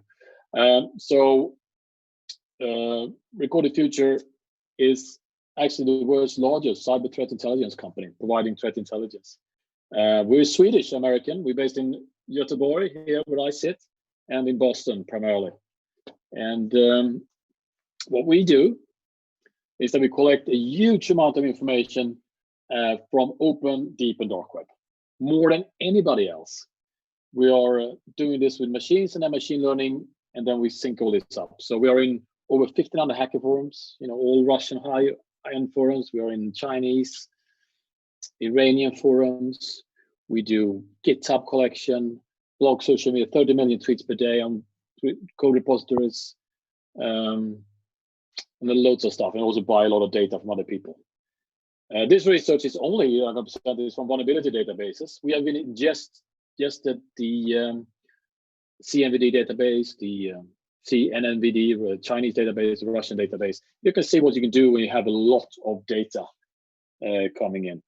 What we do is that we take all this data in, then we we collect all this huge amount of data, and then we link it all up to be able to analyze and then deliver it in 4 different ways, really. In our portal, we can do reports, and we also integrate this data into other stuff. And our browser extension, which is free. We just launched a free browser extension that I will share in the chat afterwards. So you can actually look at our data for an IP, domain, hash, and a vulnerability. You get our risk score. So that was just at the minimum background to Recorded Future. Now, so a tale of two databases. So I'm pretty sure this, look at the topics and seeing the previous speakers here. I guess you're probably familiar with the vulnerabilities and CVS scores, etc. But basically, if you want to look at a vulnerability, how bad is it? You can look at the MVD, the CVS score, the NIST database, right? So, but this is a race, right? If you have a vulnerability, it's a race between the good guys and the bad guys. So roughly, how it works is like this: as a vendor or a researcher or something that comes up with a vulnerability, there's been a CVE number assigned. The vendor does some sort of initial announcement of the vulnerability, etc. And then the race sort of starts. On the good guys, it's like the initial assessments is done by NIST in the NVD database. And when they put that first sort of initial thoughts in, then it's sort of when the vulnerability scanners are able to pick this up, like Nessus or Tenable or something. and then the security community or the company itself sort of provide a patch, and the patch is possible. And on the bad side, you always have the hackers who knows about this CVE and then are able to sort of look at this vulnerability, build exploits, start sharing information on sort of deep web, pay sites, GitHub, dark web, etc. Right? And then exploits are up. And exploits sometimes are for free, or you can buy them, etc. And if the bad guys comes an exploit first, they win the race for exploiting a vulnerability before a patch is possible. And then, of course, as a patch is possible, you also need to sort of apply those patches, right? So this is the race. And so what we did, and I do apologize, but this research is a bit old, but it doesn't really matter because it's all the same. We looked at all CVEs that was published in 2016 and 17. All right, so it's about 12,000 of them. And if you look at the MVD database, it takes them 33 days on average to do an assessment of a CVE that's out in the public as released by a vendor or a researcher, right? And if you look at the bad side, 75% of all these vulnerabilities that was out has already been discussed on deep dark web prior to the 33 days, the average 33 days. And you should also point out, if you look at the end, some of these almost never get the CVS score, sorry. 10% of the CVEs takes at least 170 days for NIST to publish a CVS score. This is quite a long time. So if you only relying on looking at the MVD database, you should know that you are a bit behind the curve on what the bad guys might be doing. All right, so that's the average 33 days for the MVD database to publish a CVS score, right? Then just look at an example here, the Dirty Cow classic, dirty copy on write Linux kernel CVE. That actually was MVD database was a bit quicker. It only took them 21 days rather than the average 33 days to come with the CVS score. However, it was already out after 8 days, because it was an exploit. So the exploit was out after 8 days. They had about, anybody had about 2 weeks to exploit it before it even was in the MVD database to be sorry, I lost myself. Let me take a break. Yeah, so we had almost 2 weeks before it was in the NIST database, right? So that was one example. All right, but this was a tale about two databases. So now we talked a little bit about the NIST and MVD score, if you're looking at that, and you can see how the lag is between you and the bad guys. Now, there's more than one MVD database, CVE database. You have the Chinese one, which is also public. You see the address there, cnnvd.org. That's a Russian one as well. So we looked at the Chinese one. All right, so the MVD versus the Chinese NNVD database. So as we said, it takes average 33 days for NIST to get their assessment in their database. Look at this. On average, for all those CVEs, the Chinese database only took 13 days to publish their score on a CVE. So that means if you really want to be quicker, you should actually look at the Chinese webpage, not only looking at the American one. And some of these are really fast. If you look at the total coverage, so to get 75% of all the ones statistically here in coverage, takes 6 days for CMVD and take 20 days for MVD. To take 90% coverage of all the CVEs that were out, took CMVD 18 days and the MVD 92. Why is this? Well, one thing is that the NIST database American, they are relying on the manufacturers like Microsoft or Adobe or whatever, just give them information.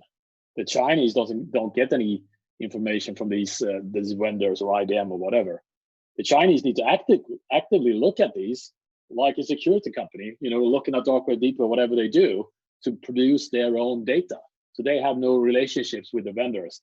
That's why you can say, the MVD, NIST, a bit lazy, just waiting for the, for the information to come to them, whilst the Chinese needs to go actively and find this information. So if you really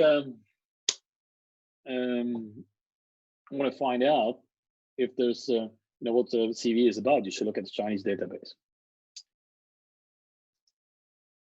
However, something's not right.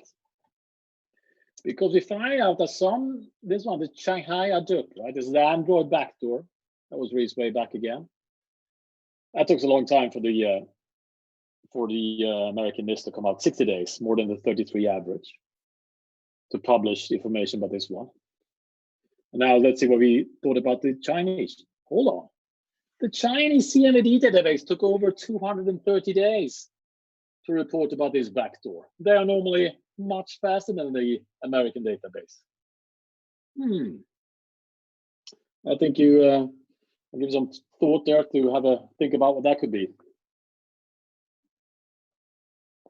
Well, obviously, so the US CSS score here was 7.2, and it seems like the Chinese government themselves are using this Android backdoor. Could that be a relationship to why it's so not being reported? That's another example here. You can see on average, the CNVD take a longer time to publish results about the higher threat vulnerabilities on average. And for the higher ones, the MVD is faster almost all the time. And the ones that we know the Chinese are using, like this one, which was actually way back for the Petya sort of combination of WannaCry Petya, the Microsoft Office CV here, that been absolutely using by the Chinese.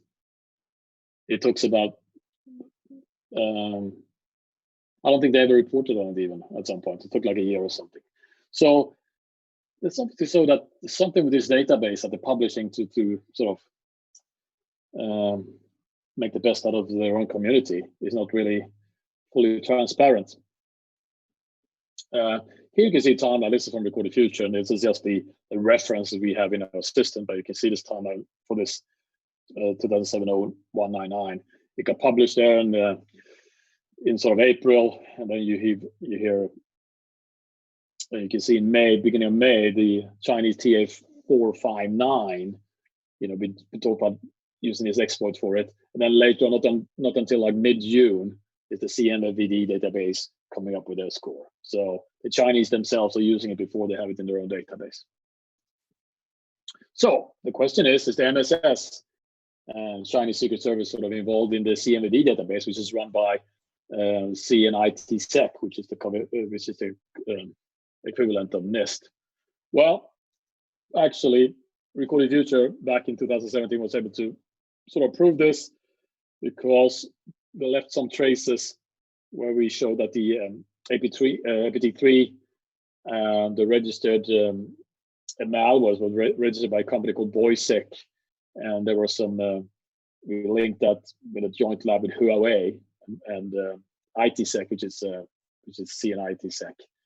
And in the end, we actually made this person indicted by American authorities based on the fact that APT3 was linked to this research. All right, so that's my sort of showdown there on the two databases, the MVD and the CMVD. So my question to you now is, have you been listening to what I said? Well, someone was, because we published this, and I have the links to the report in this. I'll post them in the channel afterwards as well. When we posted this online, we sort of proved that the Chinese are reading our blog posts, because of the examples we gave. They went in and actively backdated those CVEs, and when they found them in their own database. So you can see there, this one 0199 again. originally in our research, I said 2007, beginning of June. They backdated it to April afterwards, like they found it in April. So, or researching in April. So they're obviously reading our research. So my conclusion here is that you need to look at deep and dark web monitoring of the activity to know how bad a vulnerability is. And that's a whole topic in itself, that you cannot only look at the CVS score, because CVS score is also a theoretical value of how exploitable something is. And you really need to know if there's exploits out or there's proof of concept, etc. on the web, and that makes it obviously more weaponized and more bigger threat to you. Second point is the magic can be done with the threat intel data if you link it all together. And Chinese are probably not surprised. They also run several APT actors. They also run the CNNVD, and they cherry pick the CNVD for vulnerability targeting. So actually, in Recorded Future, for instance, if there's a vulnerability that's been reported by NVD and not by CNVD, that increases our risk score for those vulnerabilities. And if you are a company or a person that's specifically worried about being hacked by Chinese state, that's an indicator you can use what vulnerabilities you really should be aware of. And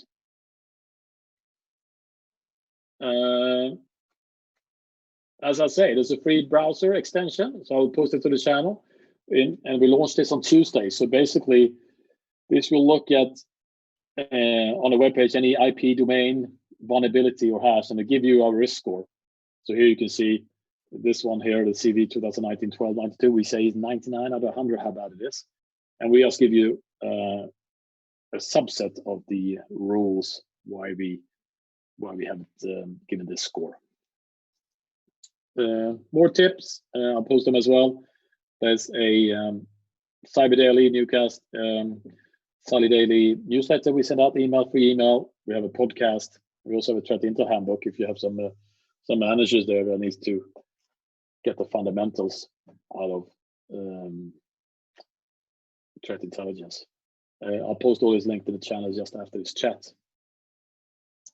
And here's the references I can post as well. This is the references to research if you're going to want to go through them in detail.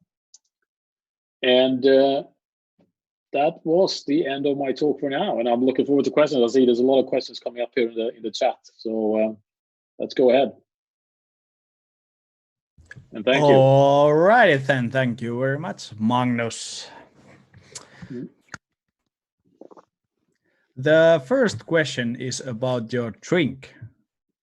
What are you drinking? I'm drinking an IPA, a West Coast, a local Gothenburgian beer from Stigbergets. It's local beer, okay? Because someone was asking, was it Pirkka Olut, which is like Finnish, like really low level, like low price level beer. So it wasn't. It's a local beer, so it's a good one. So does the browser extension gather data from its users? And if so, what? Yes, it does. So that is the trade-off you have to give when you buy the free one. So we will anonymously find what is the data? So it would be the indicators that you'll be researching a bit anonymously collected in a major pool of indicators. Yeah, to be honest, I as we came for this topic, I'm really interested. Is it really anonymous that you are not collecting anything from the user? You are just collecting the like, for example, if I want to check some IOC with your tool, does it collect any like data you could like come back to me with the result? For example, if we talk about the really like targeted attack, and I'm looking for some IOCs with your browser plugin, can you come up with the idea that it was this company that was looking for the data?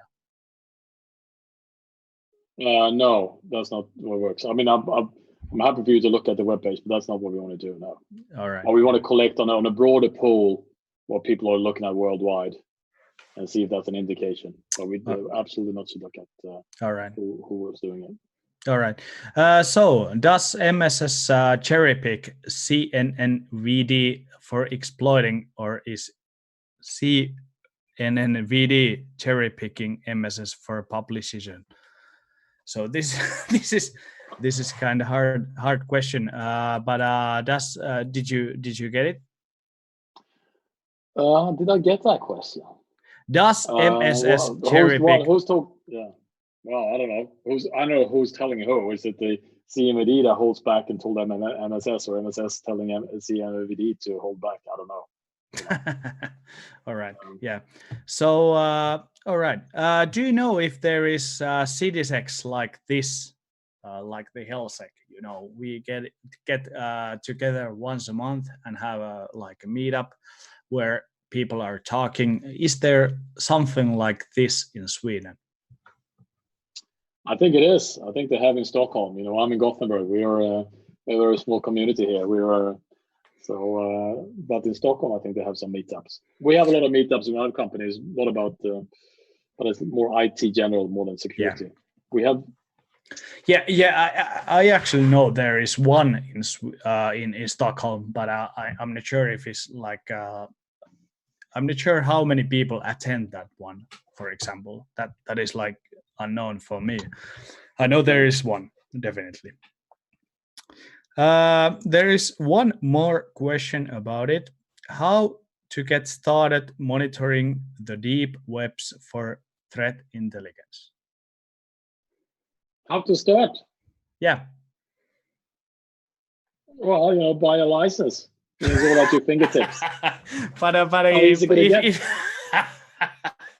if you don't have any money. Well, that's something that's going to be difficult. I mean, one thing else, just to, we have, you know, a pool of people just keeping up personas in all these different forums, and they're hard to get into, and then we have a whole lot of technology just to sort of copy them in real time. But if you but in our tool, you can go into a lot of forums and you can see the link there, and research in the original language. Yeah. All right. So probably there will be more questions for you on the Discord. So if you can go there and answer them, it would be really good. And thank you very much, Magnus, for coming to us and giving a presentation. Virtual applause for him. All right. Thank you. And